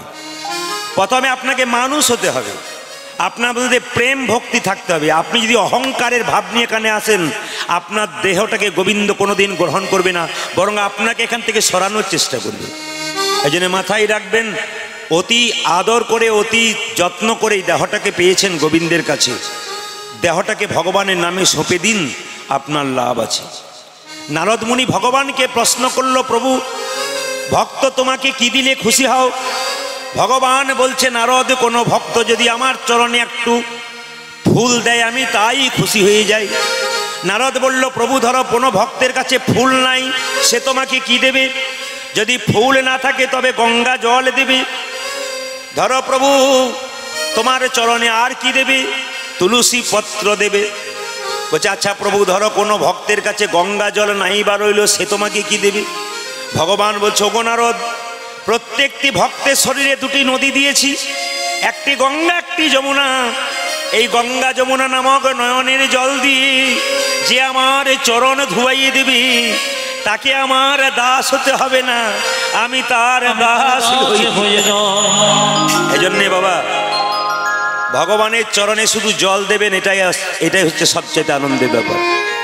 ভগবানের কাছে গিয়ে একটু কাঁদবেন। ছেলের জন্যে কাঁদবে, মেয়ের জন্যে কাঁদবে, যত কাঁদবে তত জ্বালা বাড়বি। কিন্তু ভগবানের নামে যে যত কাঁদবে, তার ভেতরের জ্বালা তত দূরই হয়ে যাবে। হরে কৃষ্ণ। ভগবানের নামে যদি কেউ কাঁদে, ছেলে মেয়ের জন্য যদি কাঁদে, দুটো কাঁদার মধ্যে তফাৎ আছে। সংসারের জন্য কাঁদবেন, ছেলে মেয়ের জন্য, শেষে ছেলে মেয়ে প্রশ্ন করবে তুমি আমার জন্য কি করেছো? আপনি বলবেন আহ, যার জন্যে করি চুরি সে কিনা বলে আমায় চোর। আপনার চোখ থেকে জল পড়বে, সেই জল চোখের কোণ দিয়ে পড়বে, প্রমাণ দেখে নেবেন। মহাজনদের কথা, চোখের কোণ দিয়ে পড়বে, সে জল স্পর্শ করবে গরম লাগবে, সে জল মুখের মধ্যে প্রবেশ করবে নোনা নোনা ভাব লাগবে। কিন্তু ভগবানের মন্দিরে কেউ যদি একবার নয়ন দিয়ে একবার জল দিতে পারে, তবে সেই জল কোনোদিন চোখের কোণ দিয়ে পড়ে না, সেই জল চোখের মাঝ দিয়ে পড়ে। সে জল মুখের মধ্যে প্রবেশ করলে মিষ্টি মিষ্টি ভাব লাগে, সে জল স্পর্শ করলে শীতলে লাগে। দেবে যদি ভগবানের চরণে চোখের জল দাও। অদ্বৈত কাঁদছে, আর কে কাঁদছে? কাঁদিছেন হরিদাস। মায়েদের বাড়িতে কলাই ভাঙার জাঁতা আছে? জোরে বলবেন হ্যাঁ না না। আগে ছিল, এখন নেই, অনেকের বাড়িতে আছে। আচ্ছা, কলাই ভাঙার জাঁতা যদি থাকে তাহলে বলবেন তো জাঁতার মাঝে কটা ফুটো থাকে? চারটা। চারটা ফুটো থাকে না? দেখুন কি সুন্দর কীর্তন শুনছে, বলছে হ্যাঁ চারটা ফুটো থাকে। মানে আপনি কি আর এতক্ষণ দেখালে হবে না, যখন বললাম চারটা থাকে তো বলছে হ্যাঁ, কি ভক্তি ভরে দেখাচ্ছে। না না, এটা বললে তো হবে না। কীর্তন শুনতে গেলে আমি যা বলবো সেটাই ঠিক তা তো নয়। আমি তো মাঝে মাঝে ভুল বলে আপনাদের টেস্ট করতে পারি আপনারা কেমন শুনছেন। এই জন্য বলে রাখি মায়েরা, জাঁতার মাঝে দুটো ফুটো থাকে, একটা মাঝে একটা পাশে। মাঝের ছিদ্রতে কি হয়? কাঠের গোঁজ ভরা হয়, কলাইয়ের দানাগুলোকে ভরে পাশের ছিদ্র দিয়ে বনবন করে ঘুরিয়ে দেওয়া হয়। যখন জাঁতারা তুলবেন তখন দেখবেন কিছু কিছু কলাইয়ের দানা ভেঙে গুড়ি গুড়ি হয়ে গেছে, আর কিছু কিছু কলাইয়ের দানা অর্ধেকটা ভেঙেছে অর্ধেকটা ভাঙেনি, আর কিছু কিছু কলাইয়ের দানা দেখবেন গোটাকে গোটা রয়ে যায়। আচ্ছা বলুন তো মায়েরা, যদি বাড়িতে কলাই ভাঙার জাঁতা আছে তাহলে কোন কলাইয়ের দানাগুলো গোটাকে গোটা রয়ে যায়? জাঁতার মাঝে যে গঞ্জ আর গঞ্জের চারিপাশে যে কলাইয়ের দানা তারা গোটাকে গোটা রয়ে যায়। গঞ্জ থেকে যারা সরেছে তারা ভেঙেছে, আর গঞ্জকে দ্বারা ধরেছে তারা গোটা থেকে গেছে। এখানে তত্ত্ব কি দাঁড়ালো? সিদ্ধান্ত কি দাঁড়ালো? সংসার একটি জাঁতা, আমরা মানুষগুলো হলাম সব কলাইয়ের দানা। সংসার জাঁতাটা ঘুরছে, যে সমস্ত ভক্ত কলাইয়ের দানা সংসার জাঁতার মাঝে গঞ্জ নামক গুরুকে আশ্রয় করেছে আর গোবিন্দ ভজনা করছে, একমাত্র তারাই গোটাকে গোটা রয়ে যাচ্ছে। এই জন্য আপনাদের বলে যায়, গুরু মন্ত্র আপনারা নেবেন, বারবার মোবাইলে ছবি করবেন না, শেষে করবেন। গুরু মন্ত্র আপনারা নেবেন, যারা যারা গুরু মন্ত্র নেবেন না তাদের দেহ শুদ্ধ হয়নি। গুরু মন্ত্র না নিলে যত আপনি থালা থালা আপেল কলা মন্দিরে নিয়ে যান, ভগবান একটাও গ্রহণ করবে না। এখানে এত এত সাধুগুরু বৈষ্ণব এসছে, আপনার বাড়ি যেতে পারে, প্রশ্ন করতে পারে, মা একটু জল সেবা হবে? আপনি তো বলবেন হ্যাঁ হবে, কিন্তু বৈষ্ণব প্রশ্ন করবে তোমার দীক্ষা হয়েছে তো? আপনি বলবেন না। তাহলে মানুষ কুলে জন্ম নিলেন, দীক্ষা নিলেন না, সাধুগুরু বৈষ্ণবের সেবা করতে পারলেন না, এর মতো ভাগ্য খারাপ আর কজনের হতে পারে? এই জন্য আপনাদের কাছে বারবার নিবেদন রইল, আপনারা গুরুমন্ত্র নিয়ে নেবেন। কিন্তু দাদা ভাইরা যারা এসছেন, গুরু যারা করেছেন, এখানে যদি কেউ গুরু এসেছেন, শিষ্য যারা আছেন তারা একটু মন দিয়ে শুনবেন। পদ্মপুরাণে ব্যাসমুনি যে কথাগুলো বলেছে আমি সেগুলো একটু ব্যাখ্যা করতে চাই। পদ্মপুরাণে ব্যাসমুনি পরিষ্কার করে বলেছেন যে গুরুর 5টা গুরুত্ব থাকতে হবে। সে গুরু, গুরুর মধ্যে 5টা যোগ্যতা থাকলে তবেই সে গুরু, নইলে গুরু নয়। আপনারা যারা মন্ত্র নিয়েছেন, ব্যাসমুনির কথা অনুযায়ী আপনি মিলিয়ে দেখুন আপনাদের গুরুর মধ্যে সেই গুরুত্ব আছে কিনা। যদি সেই যোগ্যতা না থাকে, ব্যাসমুনি পরিষ্কার করে বললেন সে গুরু নয়, একেবারে গুরুর বাইরে, ও শাস্ত্রের বাইরে গুরু, ও নিজেকে মানতেই পারে না। এই জন্য জেনে নিন, প্রথম হচ্ছে ব্যাসমুনি বললেন যে গুরুর প্রথম বৈশিষ্ট্য হচ্ছে গুরু কোনোদিন নিজেকে ভগবান ভাববেন না। যদি আপনার গুরু আপনাকে বলে আমিই তো ভগবান, গুরু ব্রহ্মা গুরু বিষ্ণু, আরে আমিই তো ভগবান, ওইখানেই গুরুর গুরুত্ব শেষ। শিষ্য গুরুকে ভগবান ভাবতে পারে, মানে যিনি মন্ত্র নিয়েছেন তিনি গুরুকে ভগবান ভাবতে পারেন, কিন্তু গুরু নিজেকে ভগবান ভাববেন না। যদি ভেবেছেন তাহলে গুরুত্ব শেষ। গুরুর সঙ্গে গুরু আপনার কি করবে না, ভক্ত আর ভগবানের সঙ্গে একটা সম্পর্ক তৈরি করে দেবে, ইনি গুরু। দ্বিতীয় কথা হচ্ছে, গুরু যে ব্রাহ্মণ হবে তা নয়। মহাপ্রভু নিজের মুখে বলেছেন, কিবা বিপ্র কিবা শূদ্র নাসিক জ্ঞানে নয়, হ্যাঁ কৃষ্ণ তত্ত্ববেত্তা যেই সেই গুরু হয়। কৃষ্ণের কথা যিনি জানেন, কৃষ্ণের তত্ত্ব কথা যিনি জানেন, রাধা তত্ত্ব যিনি জানেন, দেহতত্ত্ব যিনি জানেন, তিনি গুরু হতে পারেন। সে ব্রাহ্মণ হোক আর শূদ্র হোক, চৈতন্য চরিতামৃত পরিষ্কার করে বলে দিয়েছে। তৃতীয় হচ্ছে, গুরু যে কথাগুলো বলছে সেগুলো মানছে কিনা। গুরু আপনাকে বলছে ভোর 4টের সময় উঠবি ব্রহ্ম মুহূর্তে, আর ও নিজেই বেটা সকাল 9টার সময় উঠছে, তাহলে কিন্তু গুরুর গুরুত্ব শেষ হয়ে গেল। আপনাকে বলছে এক আর করছে এক। আপনাকে রামায়ণ মহাভারতে কথা শোনাচ্ছে, আপনাকে বলছে এই করতে নেই সেই করতে নেই, আর ও নিজেই করে বেড়াচ্ছে, তবে কি হয়ে যাবে, ওর কথাগুলো বিষের মতো হয়ে যাবে। যেমন গরুর দুধ, মিনারেলস, ভিটামিন সব কিছু আছে, কিন্তু ওই দুধের মধ্যে যদি সাপ একবার মুখ দেয়, বিষাক্ত সাপ, দুধ কিন্তু বিষাক্ত হয়ে যায়। সেরকম যদি কোনো অযোগ্য ব্যক্তি যিনি কোনোদিন আচরণ পালন করেন না অথচ লোককে বোঝান, তাহলে তার কাছ থেকে হরিকথা শুনলে বিষের সমান হয়ে যাবে, ব্যাসমুনি বললেন। 3 নম্বর হয়ে গেল। 4 নম্বরটা কি? গুরু কিন্তু বিষ্ণু, কৃষ্ণ, নারায়ণ মহাপ্রভুর ভক্ত হবে, এটা মাথায় রাখতে হবে। ইনি হচ্ছেন গুরু। গুরুর মধ্যে 6টা বেগ, কাম, ক্রোধ, লোভ, মোহ, মদ, মাশ্চর্য গুরুর মধ্যে থাকবে, কিন্তু বেগটাকে দমন করতে পেরেছে তিনিই কিন্তু গুরু। আপনার 80 বছর বয়স হয়েছে, আপনি এখনো রেগে যাচ্ছেন, আপনার নাতিপুতিকে আপনি কি শিক্ষা দেবেন? আপনার 80 বছর বয়সে আপনি এখনো রাগ দেখাচ্ছেন, আপনার ছেলেকে আপনি কি শিক্ষা দেবেন? আপনার ছেলে তো আপনার মুখের উপর আঙুল তুলে বলবে, তোমার বয়স হতে চললো, তুমি রাস্তা ধরেছো, অথচ তুমি এখনো পর্যন্ত ক্রোধ দেখাচ্ছ, তোমার কাছ থেকে সংসার কি শিখছে? এই জন্য খুব ভাবার বিষয়, চিন্তার বিষয়। আমার বয়স হয়েছে, আমাকে ভাবতে হবে আমি কোন জায়গায় যাব। আমার 6টা বেগকে দমন করতে হবে, তবে আমি গুরু হতে পারবো। এ কথাগুলো মাথায় রাখতে হবে বাবা। আর শেষ কথাটা কি? শেষ কথাটা হচ্ছে এইটা, গুরু কিন্তু 4টে সম্প্রদায়ের মধ্যে হবে।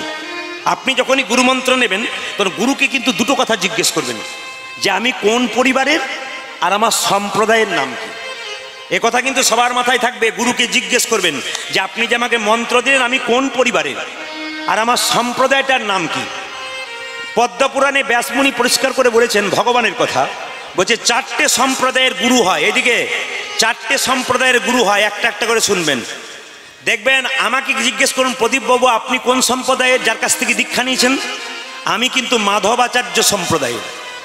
একটা হবে মাধবাচার্য সম্প্রদায়, আর দ্বিতীয় হবে নিম্বকাচার্য সম্প্রদায়, আর একটা হবে বিষ্ণুস্বামী সম্প্রদায়, আর একটা হবে রামানুজ আচার্য সম্প্রদায়। যারা জানেন তারা মাথা নোড়াচ্ছেন, যারা গুরুর সঙ্গে আশ্রয় নিয়েছেন তারা জানেন এই 4টা সম্প্রদায় ব্যতীত অন্য কোনো সম্প্রদায় হলে শাস্ত্র বহির্ভূত, ইনি গুরুমন্ত্র দেন না, এনার গুরু হবার কোনো যোগ্য নেই। রামকৃষ্ণ পরমহংসদেব বলেছেন, গুরু করবে কিন্তু বেছে বেছে করবে। বাজারে গেলে 50 টাকার জিনিস কিনতে গেলে 5 বার ভাবনা চিন্তা করবে। জীবনে যাকে গুরু করবে, তোমার জীবনটাকে পাল্টে দেবে, তাকে বিচার বিবেচনা করে করবে না। তোমার ছেলেকে টিউশন মাস্টার দেবে, তুমি পাকা মাস্টার দেবে না কাঁচা মাস্টার কেন দেবে? জীবনে যাকে গুরু করব, পাকা করব না কাঁচা করব, রামকৃষ্ণদেব বললেন বিচার করে করো। এই জগতে রামকৃষ্ণদেব বললেন 2 রকম গুরু আছে, একটা কাঁচা একটা পাকা। কাঁচা গুরুকে মন্ত্র দেবার আগে চুক্তি করে যে আমার কাছে মন্ত্র নিবি, 500 টাকা 1 বস্তা চাল 2টো সোনার জিনিস দিবি। যিনি মন্ত্র দিলেন, টাকা পয়সা চাল ডাল নিয়ে ওই যে বাড়ি চলে গেলেন, আপনার বাড়ির দিকে মুখ করলেন না, এরা হচ্ছে কাঁচা গুরু। আর পাকা গুরুকে, পাকা গুরু সে মন্ত্র দেবার আগে চুক্তি করে না, যে ঠাকুর মন্ত্র নেব নে, দক্ষিণা কি লাগবে? কিচ্ছু না, তবে দক্ষিণা তো দিতে হবে। ঠাকুর কি দিবি? তোর ভক্তিটুকু আমার চরণতলে দিবি। যিনি আপনার ভক্তিটুকু চরণতলে নিয়ে প্রতি বছর আপনার বাড়িতে এসে আপনাকে পরীক্ষা করে দেখবে আমি যে মন্ত্র দিয়েছি ঠিক ঠিক ভজনা করছে কিনা, এরাই কিন্তু পাকা গুরু। এইরকম গুরু করলে আপনার জীবন সুন্দর হবে। যদি কেউ বৃন্দাবনে গেছেন বা বৃন্দাবনে যাবেন, শাস্ত্র বলল বৃন্দাবনে গেলে 3টে জিনিস কোনোদিন করবেন না। খুব মাথায় রাখবেন কথাগুলো।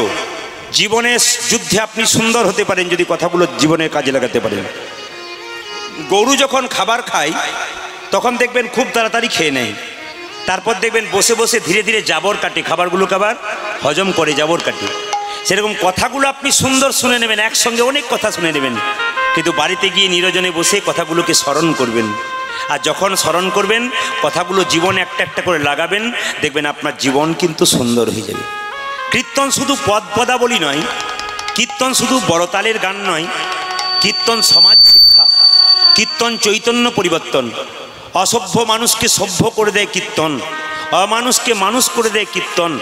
দেখবেন মাতাল মানুষকে সুন্দর পথে নিয়ে যায় কীর্তন, একজন চরিত্রহীন মানুষকে সুন্দর পথ তৈরি করে দেয় কীর্তন, একজন চোর ডাকাতকে ভালো পথে আনার একমাত্র পথ হচ্ছে কীর্তন। যদি আপনারা হরিবাসরে বসতে পারেন, শুধু একা আসবেন না, সবাই মিলে আসবেন বাড়ির, দেখবেন আপনাদের লাভ হবে। একটা একটা করে বলি, বৃন্দাবনে গেলে 3টে জিনিস করবেন না। প্রথম জিনিস কি? বৃন্দাবনে কেউ চটি জুতো পরে প্রবেশ করবেন না কোনো দিন। কারণ বৃন্দাবনে ভগবান কৃষ্ণ 11 বছর 56 দিন ছিল, কিন্তু কোনোদিন বৃন্দাবনে চটি জুতো পরে নাই। ওখানকার ভাষাতে নাঙ্গা পা, তার মানে কি খালি পায়ে কৃষ্ণ ঘুরেছে বৃন্দাবনের অলিগলি। গোবিন্দের চরণধুলি ওখানে আছে, ওখানে নিজে যান, প্রথমে প্রণাম করুন, সেই চরণধুলি মাথায় ঠেকান, খালি পায়ে যাবেন, জুতো চটি পরবেন না। যে বাসাতে আপনি থাকেন সেখানে জুতো চটি রেখে যাবেন। দ্বিতীয় হচ্ছে আপনি বৃন্দাবনে গিয়ে কোনোদিন চুল কাটবেন না। চুল দাড়ি বৃন্দাবনে গিয়ে কাটা একেবারে উচিত নয়, কারণ বৃন্দাবনে 11 বছর 56 দিন ভগবান কৃষ্ণ ছিলেন, কোনোদিন চুল কাটেন নাই। তবে বলবেন আমাদের চুল যাদের মানত থাকে তারা কি করবে, নিশ্চয়ই চুল তারা দেবে, কিন্তু ওখানে গিয়ে সেলুনে চুল দাড়ি কাটার সময় আপনার নয়, ওখানে কোনোদিন চুল দাড়ি কাটবেন না। তৃতীয় হচ্ছে আপনি অন্য জায়গায় মন্দিরে ভগবানের জন্য কাঁদবেন, কিন্তু বৃন্দাবনে গিয়ে আপনি কৃষ্ণের জন্য কোনোদিন কাঁদবেন না। কেন? বৃন্দাবনে কৃষ্ণের বয়স হচ্ছে 11 বছর 56 বছর 56 দিন, তার মানে হচ্ছে বাল কৃষ্ণ, বাচ্চা কৃষ্ণ। আচ্ছা বলুন তো, আপনার বাড়ির বাচ্চাটা খুব আনন্দে নাচছে খেলছেও তো দুঃখ বোঝে না, কিন্তু বাবা মায়ের যদি প্রচণ্ড ঝগড়া হয় তার আনন্দটা থাকবে? তখন মুখ গুমড়ে একপাশে বসে থাকবে। তাই বৃন্দাবনে যে বালকৃষ্ণ, ছোট্ট বাচ্চা কৃষ্ণ বাঁকে বিহারী এত আনন্দের মধ্যে আছে, ওখানে যদি কেউ কাঁদে না তবে কৃষ্ণ খুব দুঃখ পায়। ভক্ত যদি কাঁদে ভগবান কি কষ্ট না পেয়ে থাকতে পারে? তবে বাবা একটা কথা বলি, মন্দিরে গিয়ে ভগবানের কাছে কেউ চাইবেন না। যে চাই সে অল্প পায়, আর যে চায় না সে এত পায় ভাবতেই পারে না। একটা বাচ্চা ছেলে আপনার সামনে বারবার ঘুরঘুর করছে, বাবার সামনে মায়ের সামনে, বাবা মা তো জানতেই পেরে গেছে বাচ্চা কেন ঘুরঘুর করছে। আপনি তো ভগবান অন্তর্যামী, ভগবানের কাছে গিয়ে বসলে আপনি কেন বলবেন মেয়ের বিয়ে দিয়ে দাও, ছেলের চাকরি দিয়ে দাও? উনি তো সবই জানেন আপনার কিসের অভাব কিসের নাই, উনি সব পূরণ করবেন। শুধু ভক্তি যাও, ভক্তি যার কৃষ্ণ তার সর্বশাস্ত্রে কয়, ভক্তি না থাকিলে কৃষ্ণ দেখিলেই কিবা হয়। এই জন্য ভক্তিটার দরকার আছে। আমি ছোট্ট প্রমাণ দিয়ে দিই, দ্বারকার রাজা কৃষ্ণের কাছে বন্ধু সুদামা গিয়েছিল, একবেলা খেতে পায় একবেলা খেতে পায় না। তার স্ত্রী বলেছিল, স্বামী কৃষ্ণ যদি তোমার বন্ধু হয়, সে যদি দ্বারকার রাজা হয়, তবে তার কাছে দুঃখের কথা বলো, তোমার বন্ধু তোমাকে অনেক কিছু দিতে পারে। সুদামা তখন চিৎকার করে বলেছিল, শোনো কুচেলা দেবী, বারবার তোমাকে একটা কথা বলে যাই, মাথায় রাখবে, আমার বন্ধু কৃষ্ণ রাজা হতে পারে, কিন্তু ভগবানের কাছে আমি কোনোদিন চাইতে পারবো না। কুচেলা দেবী কত চালাক দেখুন, চাইতে হবে না, একবার তো ভগবান বন্ধুর সঙ্গে তো তোমার দেখা হবে। লক্ষ্য করুন, সুদামা যখন ছুটে গিয়েছিল কৃষ্ণের কাছে, পায়ের মধ্যে কাঁটা ফুটে গিয়েছিল, কৃষ্ণ নিজের হাতে সুদামার চরণটাকে ধুয়ে দিয়েছিল। সুদামা তোর পায়ে কত রক্ত, আচ্ছা সুদামা তুই কেমন আছিস? সুদামার এত দুঃখ, একবেলা খেতে পায় একবেলা খেতে পায় না, তবু সুদামা বলেছিল, কৃষ্ণ আমি খুব ভালো আছি, শুধু ভালো ছিলাম তা নয়, তোকে দেখে আরো ভালো হয়ে গেলাম। কৃষ্ণ জিজ্ঞাসা করেছিল, ওরে সুদামা তোর কিসের অভাব আমাকে বল। বলে আমার কোনো অভাব নাই, কৃষ্ণ যার বন্ধু তার আবার অভাব কি আছে? ভগবান যার বন্ধু তার আবার অভাব কি আছে? আমার কোনো অভাব নাই। ভগবান তখন বলেছিল, সুদামা এইটাই তো চাই, ভক্ত যদি চোখের জলে আমার চরণ ধুয়ে দেয় আমি যে তার হয়ে যাই। ওরে সুদামা তোর এত অভাব, একবেলা খেতে পাস একবেলা পাস না, তবু তুই আমার কাছে কিছু চাইলি না। তবে হ্যাঁ, তোকে আমি এমন অট্টালিকা দেবো তুই ভাবতে পারবি না। তোর স্ত্রী ভিখারিনীর মতো ঘুরছি, তোর স্ত্রীকে আমি রাজরানী করে দেবো। নিবেদন আপনাদের কাছে মা, ভগবানের কাছে কিছু চাইবেন না, শুধু ভগবানের কাছে ভক্তি সম্পদ জমা দিন, কৃপা সম্পদ যদি দান করবেন, নয়ন জলে ভগবানের চরণ ধুয়ে দিন, ভগবান ওইটাই ভালোবাসে। আজকে যে মাথুর লীলার বিষয়বস্তু, আস্তে আস্তে ওখানে ভারী গন্ডগোল হচ্ছে, যেখানে গন্ডগোল হবে শব্দ বন্ধ করবেন। প্রথমত হচ্ছে মায়েরা, রাধাকে মা বলা হয় না কেন? মা কালীকে মা বলেছেন, মা দুর্গাকে মা বলেছেন, মা মনসাকে মা বলেছেন, প্রশ্ন জাগেন আপনাদের মনে, রাধাকে কেন মা বলা হয় না? এই লীলাটিতে জানতে পারবেন রাধা কেন মা নয়। দ্বিতীয় জানতে পারবেন কৃষ্ণ কেন রাধাকে ছেড়ে 100 বছরের জন্য মথুরায় গেল, কারণটা কি? একদিন কৃষ্ণ রাধাকে ছেড়ে বিরজার কুঞ্জে লীলা করছে। মায়েরা, রাধাকে ছেড়ে কৃষ্ণ বিরজার কুঞ্জে লীলা করছে। শ্রীরামকে বলছে, শ্রীরাম তুই দরজায় দাঁড়িয়ে থাক, যদি কেউ আসে তুই অনুমতি ছাড়া প্রবেশ করতে দিবি না। এদিকে একজন কিন্তু নারায়ণ নারায়ণ করে। মায়েরা বলুন তো সে কে? জোরে বলুন। নারদ। আচ্ছা একটু বলবেন, নারদকে আপনারা চেনেন? এমনভাবে মাথা নাড়াচ্ছেন যেন আপনাদের পাড়ার লোক বোধহয়। আরে বাবা, ওটা পাড়ার নারদ যে আপনার কথা আমাকে, আমার কথা আমাকে, আপনাকে ঝগড়া লাগিয়ে দেয়। কিন্তু দেবতাদের মধ্যে ঝগড়া লাগায় সে নারদ, ও লাগানে ভাগানে দেবতা, কিন্তু ভগবান আর ভক্তের মধ্যে মিলন ঘটায়, এই হচ্ছে নারদ। নারদ যার কথার হয় না রদ, তিনি হচ্ছেন নারদ। সেই নারদ কি করছে? বিনাটি বাজাতে বাজাতে চলল ভগবান দেখবার জন্য, কিন্তু ভগবান তো বিরজার কুঞ্জে লীলা করছে। শ্রীরামকে বলছে, শ্রীরাম দরজা ছাড়, আমি প্রবেশ করব। শ্রীরাম বলছে, কৃষ্ণের অনুমতি ছাড়া প্রবেশ নিষেধ। সে সঙ্গে সঙ্গে নারদমুনি বলছে, ওরে শ্রীরাম, তুই আমার দরজা ছাড়লি না, এমন একজনকে পাঠিয়ে দেবো যে এলে কিন্তু তুই দরজা ছাড়বি। আসলে নারদমুনি রাধাকে মামি বলতো, কৃষ্ণকে মামা বলতো। বলছে, মামিকে গিয়ে একটু খবরটা দিই যে মামি তোমাকে ছেড়ে মামা বিরজার কুঞ্জে লীলা করছে, ঝগড়াটা লাগিয়ে দিই, তারপর যা হয় হবে। নারদ কি করলেন মায়েরা? নারদের বাহনের নাম কি? উড়োজাহাজ। নারদের বাহনের নাম উড়োজাহাজ নয়? এখনো বলছো হ্যাঁ, দেখো দাদারা ভালো জানে, কি বলুন তো, ঢেকি। আজকে নারদমুনি চললো কোথায় মা? সোজায় রাধাকে খবরটা দেবার জন্য।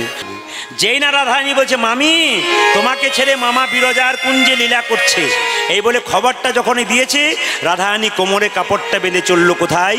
শ্রীরামের কাছে। শ্রীরাম দরজা ছাড়। শ্রীরাম বলল, দরজা ছাড়বো না মা। চুপ কর, আমি এক জ্বলনে মরছি, প্রভুকে দেখা করবো, বিরজার কুঞ্জে লীলা করছে আমাকে ছেড়ে, আর তুই দরজা ছাড়বি না? না, আমি দরজা ছাড়বো না। দরজা ছাড় শ্রীরাম, নইলে অভিশাপ দেবো। কি অভিশাপ দেবে তুমি? প্রভুর অনুমতি ছাড়া প্রবেশ নিষেধ। রাধারানী বলল, তুই প্রবেশ করতে দিবি না? বলে না। যে না রাধারানী জোর করে প্রবেশ করতে গেল, রাধারানীকে সঙ্গে সঙ্গে শ্রীরাম কি করলো? জোরে আঘাত, মাটিতে পড়ে গেল রাধারানী। ওরে শ্রীরাম রে, তুই যখন আমাকে এমন ভাবে দৈত্যের মতো আচরণ করলি, আমি তোকে অভিশাপ দিলাম, তোর যেন দৈত্যকুলে জন্ম হয়। শ্রীরাম দৈত্যকুলে জন্ম হয়েছিল। নাম কি হয়েছিল মা? শঙ্কচূড় দত্ত। কার স্বামী? তুলসীর স্বামী। তুলসী এত পবিত্র নারী, তার স্বামী শঙ্কচূড় দত্ত হলো কেন? অভিশাপ। তুলসীর অভিশাপ আছে। কে দিয়েছিল? না, মনে মনে তুলসী একজনকে ভালোবেসেছিল, তোমাকে বিয়ে করতে চাই, গণেশকে। গণেশ লক্ষ্মী ছেলে, বারবার প্রত্যাখ্যান করে, আমি তোমার কথা শুনবো না। কিন্তু গণেশকে বারবার যখন বিবাহের প্রস্তাব দেয়, তখন গণেশ তাকে অভিশাপ দেয়, তোমার দৈত্য স্বামী হোক। তখন তুলসী দেবী বলেছিল, সব পুজোতে আমি যাব, কিন্তু তোমার পুজোতে আমি কোনোদিন যাব না। ওই জন্য দেখবেন মায়েরা, তুলসী পাতা দেখবেন গণেশের পুজোতে কোনোদিন লাগে না। কেন? তুলসী অভিমান করে যায় না।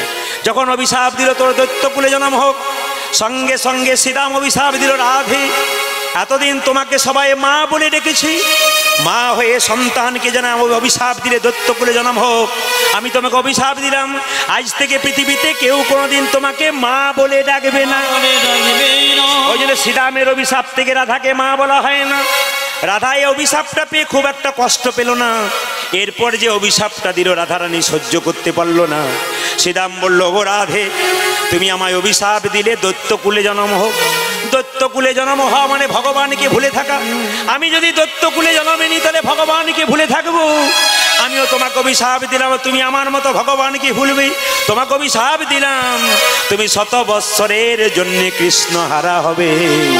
রাধারানী কেঁদে কেঁদে বলল, শ্রীরাম রে, আমি মা হতে পারবো না, তাতে কোনো দুঃখ নয়। আমার ঘরেও জ্বালা, বাইরেও জ্বালা। সেই শাশুড়ি ননদিনীর জ্বালা সইতে না পেরে কৃষ্ণের শীতল তরুর ছায়ায় এসে আমার তাপিত পরাণ জুড়াইনি। কিন্তু আমার অবস্থা কেমন হলো জানিস ললিতা? রাধারানী কেঁদে কেঁদে বলছে, ললিতা, অভিশাপটা পাওয়ার পর আমার কেমন অবস্থা জানিস? আমি একটা কৃষ্ণ প্রেমের বীজ রোপণ করেছিলাম। আমার মনে বড় আশা ছিল, সেই বীজ হতেই অঙ্কুর হবে, তার থেকে চারা গাছ হবে। সেই শীতল তরুর ছায়ায় আমার তাপিত পরাণ জুড়াইয়ে নেব। রাধারানীকে ললিতা বলছে, হ্যাঁ রে রাই, তোর বধূ যখন অঙ্কুরের রথে চেপে চলে গেল, তুই কেন তাকে বাধা দিলি না? তুই যদি বাধা দিতিস, তবে তোর গোবিন্দ তোকে ছেড়ে যেত না। রাধারানী বিরহের কথা শুনুন। রাধারানী বলছে, ললিতা রে, আমার বধূ যখন অঙ্কুরের রথে চেপে চলে যায়, আমি রথের চাকা ধরে কত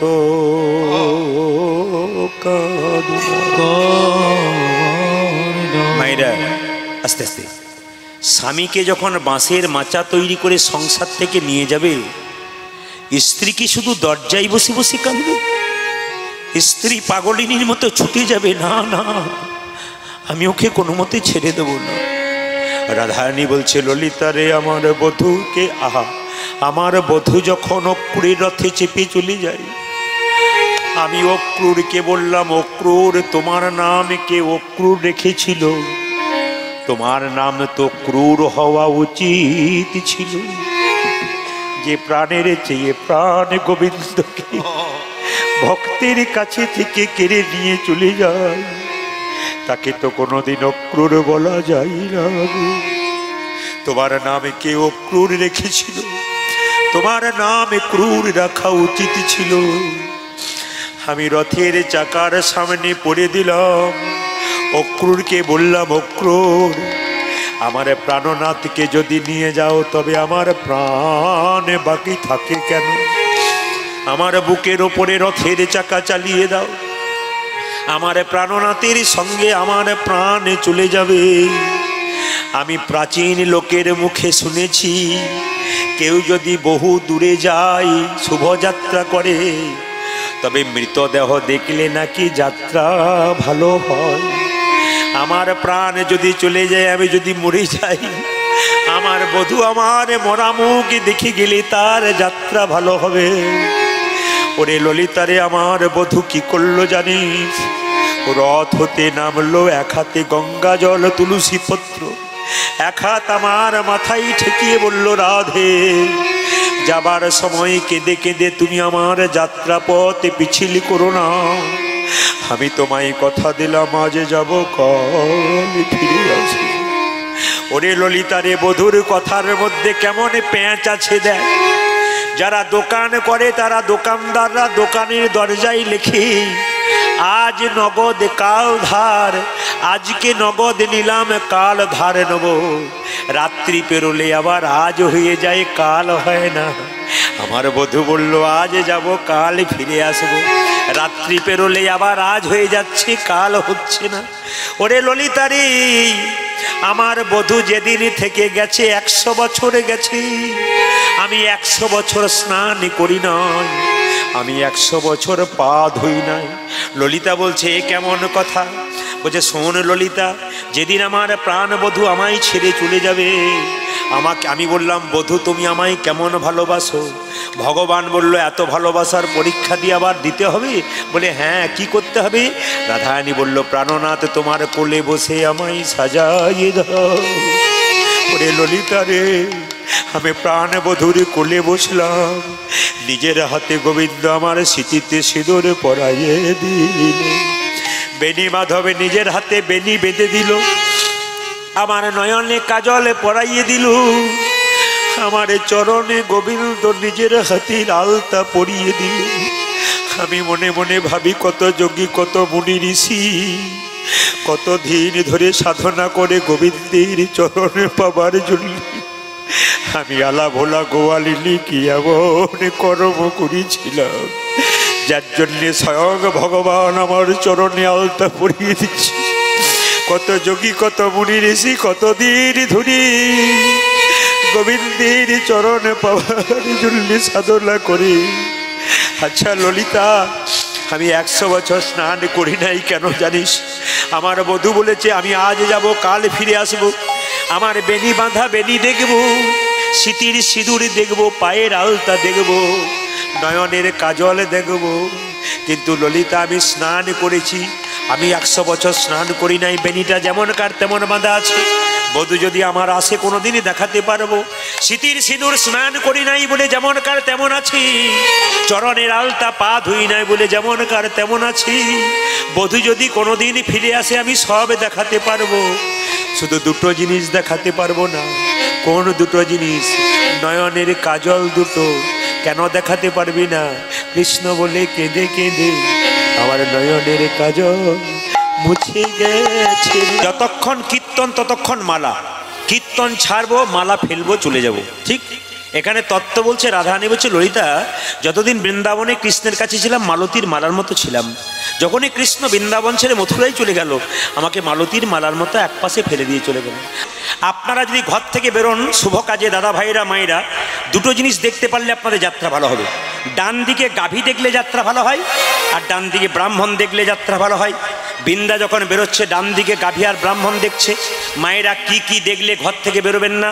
শাস্ত্র কি বলল?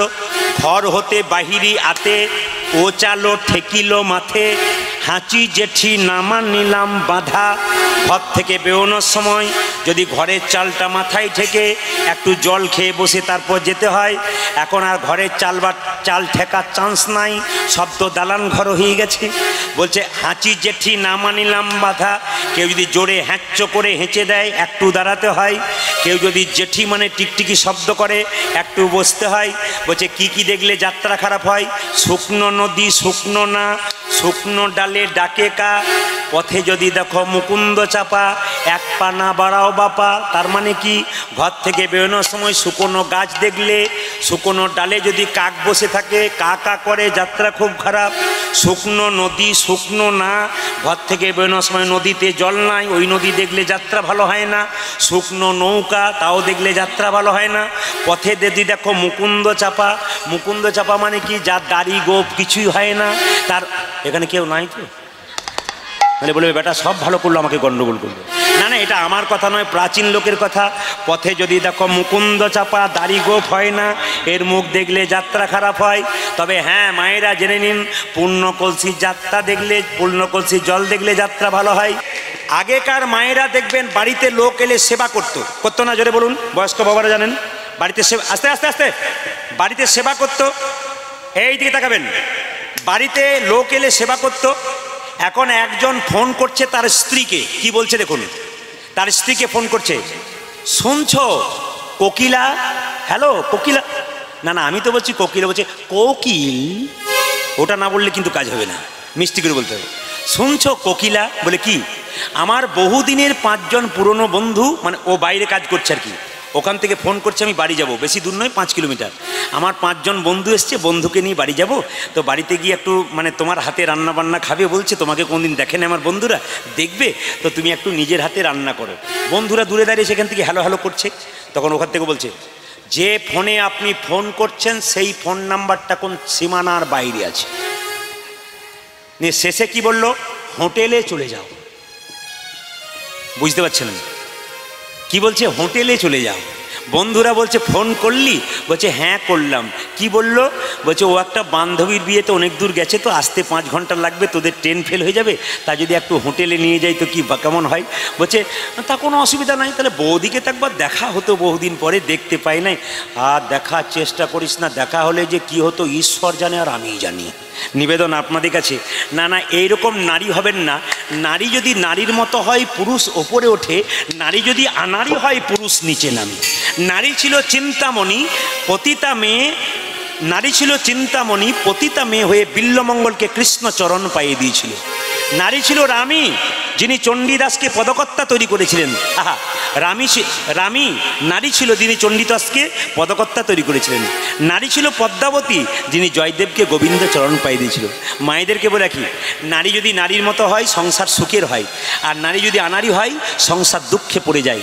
ওই জন্য একটা কথা বলে রাখি, রাস্তায় বেরোবার সময় যদি মাথায় কাপড় নিয়ে কি এরকম করে দাঁড়িয়ে থাকে, তার মুখ দেখলে যাত্রা ভালো হয়। এখনকার দিনে এরকম দেখতে গেলে 100 টাকা দিয়ে দাঁড় করাতে হবে। না না, আপনাদের এখানে আছে, আমাদের ওদিকের জন্য বললাম। মায়েরা মাথার কাপড়টার কথা একটু বলি, বাবার আর সব রয়েছেন। আমার মায়ের মা বেঁচে ছিল, মাথার কাপড়টা এখানে ছিল। আমার মা বেঁচে আছেন, 75 বছর বয়স, মাথার কাপড় এখন এখানে, মাথার নিচে নামে না। আমার কাকিমা বেঁচে আছেন, 70 বছর বয়স, সরতে সরতে খোঁপা মানে বাম্পার পর্যন্ত এলো। এখন যারা বাড়িতে এসছে তাদের বাম্পার টাম্পার নেই, হাইওয়ে রোড হয়ে গেছে। তবে একটা কথা বলে রাখি মায়েরা, আগে ভাসুর দেখলে পর্দা নিতেন না? জোরে বলুন হ্যাঁ না না। আগে ভাসুর দেখলে পর্দা নিতেন না, এখন নেয় না। কেন নেয় না বলুন তো? যেদিন থেকে ভাসুর হলো বর্দা, সেদিন থেকে সরে গেল পর্দা। সকালবেলায় উঠে রাধে রাধে বলতে হয় কেন? কৃষ্ণ বলছে, আমি যে রাধার দাস, ইহাতে সন্দেহ হাজার, কোটি কোটি যুগ ভজয়ে আমার, সকল ভজনা বিফলে তার। যদি কেউ রাধা নাম করতে পারে তবে বিনামূল্যে আমাকে কিনে নেয়। ভগবান বেরিয়ে এসে বৃন্দেকে বলছে, মায়েরা জায়গাটা লক্ষ্য করবেন, মাথুরলীলা কত কঠিন ব্যাপার আছে। বাইরেতে বেরিয়ে এসে গোবিন্দ জিজ্ঞাসা করছে, এই মেয়ে তোমার বাড়ি কোথায়? বৃন্দে চালাকি করে বলছে, বনে বাস করি নিরবধি আমি। আচ্ছা এখন পয়সা আদায় করবেন না, এই যে এখন পয়সা আদায় করবেন না, কীর্তন নষ্ট হয়ে যায়। পয়সা দেবে না কীর্তন শুনবে বলুন? এই দিয়ে তাকান, এখন নয়, শেষে একবারে পয়সা দিতে আসবেন না মা। ও আচ্ছা, বাড়ি যাবেন, ওখানে দিয়ে দেবেন। যার ঘর যাওয়ার আছে তিনি দিয়ে দেবেন, কারণ ফাঁকি দিয়ে যেন না কি। লক্ষ্য করুন রাধারানী কি করছে, গোবিন্দ কি করলো দেখুন। বিন্দে যখন দরজার সামনে দাঁড়িয়েছে, যুক্তি করে দেখুন, বিন্দেকে গোবিন্দ জিজ্ঞেস করছে তুমি কে? বিন্দে বলছে কি জানি দেশেতে, কি জানি গ্রাম, কি জানি রাজার কি জানি নাম, কি জানি হয়তো কাহারও দাসী, এখানে এসে সব ভুলে গেছি। মানে ভগবান তুমি যেমন ভুলেছো আমি তেমন ভুলেছি। ভগবান জিজ্ঞেস করছে এই মেয়ে, এক স্থান থেকে কেউ যদি যায় অন্য স্থানে, পূর্বের কথা কি তার নাহি থাকে মনে? বিন্দেকে বলছে এক জায়গা থেকে অন্য জায়গা গেলে আগের কথা কি মনে থাকবে না? সঙ্গে সঙ্গে বিন্দে বলছে আপনার মথুরাপুরীতে আছে এক অদ্ভুত ক্ষমতা, এখানে যেই এসেছে সেই ভুলেছে পূর্বের কথা, আমি একা নই তুমিও। ভগবান মনে মনে ভাবলো মেয়েটা চেনা চেনা বটে, তাছাড়া এমন জবাব দেয় কেন? সঙ্গে সঙ্গে বিন্দে গোবিন্দকে জিজ্ঞেস করছে তোমার নাম কি? গোবিন্দ চালাকি করে বলছে আমাকে তো কোনো পুরুষ নাম জিজ্ঞেস করে না, মেয়েটা কত সাহস নাম জিজ্ঞেস করছে। গোবিন্দ বলছে আমার নাম কৃষ্ট। কৃষ্ট। সঙ্গে সঙ্গে বিন্দে বলছে তুমি কোন কৃষ্ট, উৎকৃষ্ট, প্রকৃষ্ট না নিকৃষ্ট? গোবিন্দ তখন বলছে না কৃষ্ট নয়, আমার নাম কৃষ্ণ। বলছে তুমি যদি কৃষ্ণ তাহলে কৃষ্ণ তো জগৎময়, বৃন্দাবনে কই? বৃন্দাবনে নাই কেন? গোবিন্দ তখন চালাকি করে বলছে আমার নাম কৃষ্ট নয়, কৃষ্ণ নয়, আমার নাম মদন মোহন। বিন্দে বলছে রাধা বামে যতক্ষণ, কৃষ্ণ মদন মোহন, তোমার রাধা কই? সঙ্গে সঙ্গে বিন্দেকে গোবিন্দ বলছে তোমাকে চেনা চেনা লাগে। বিন্দে বলছে চিনবে কি করে, ভিখারিনীর দেশে থাকি। মায়েরা বলুন তো ভক্ত চালাক না ভগবান চালাক? বুঝে নিন। বলছে ভগবান চালাক নয়, ভক্ত চালাক। ভক্ত যদি যায় ডালে ডালে, ভগবান যায় ভগবান যদি যায় ডালে ডালে, ভক্ত যায় পাতায় পাতায়। আমি একটা প্রমাণ দিয়ে দিই। আস্তে আস্তে একজন 60 বছরের বুড়িমা ভগবানকে ডাকছে 20 বছর ধরে, হে গোবিন্দ দেখা দাও, হে গোবিন্দ দেখা দাও। ভগবান এসে বলল বুড়ি ডাকলি বছর 20, বল তুই কি চাস? বুড়ি বলছে গোবিন্দ আমার 3টে জিনিস নাই, ওই জন্য ডাকলাম, 3টে জিনিস দাও। বলে কি? আমি চোখে দেখতে পাই না, চোখ দাও। আমার একটি ছেলে বিয়ে হয় নাই, বিয়ে দিয়ে দাও। আর আমাকে সোনা দানা টাকা পয়সার মালিক করে দাও। ভগবান বলছে বুড়ি তুই ডাকলি বছর 20, শেষে 3টে জিনিস চাইলি। বলছে না গোবিন্দ আমার 3টেই চাই, চোখও চাই, ছেলের বিয়েও চাই, সোনা দানাও চাই। ভগবান বলছে তোকে একটা অপশান দিলাম। বলে কি? তুই যা চাইবি একটা চেয়ে নে, 3টে দেবো না। তখন ভক্ত বলছে, বুড়ি বলছে তুমি যদি 3টে দেবে না, একটি দেবে, 3টে দেবে না, তাহলে আমি ডাকতেও ছাড়বো না। ভক্ত ডেকে যায়, ভগবান চলে যায়, ভক্তের ডাকে আসে। বুড়ি ওই একই কথাই ধরে আছে, হে গোবিন্দ 3টে জিনিসই চাই, চোখও চাই, ছেলের বিয়েও চাই, সোনাদানাও চাই। ভগবান তখন বলল বুড়ি 3টে দেবো না, একটা দেবো, একটা বরই চা, তাতে তোর যদি লাভ হয় তো যা হবে। বুড়ি তখন বলছে হে গোবিন্দ তুমি যদি ডালে ডালে যাও, আমি পাতায় পাতায় যাই।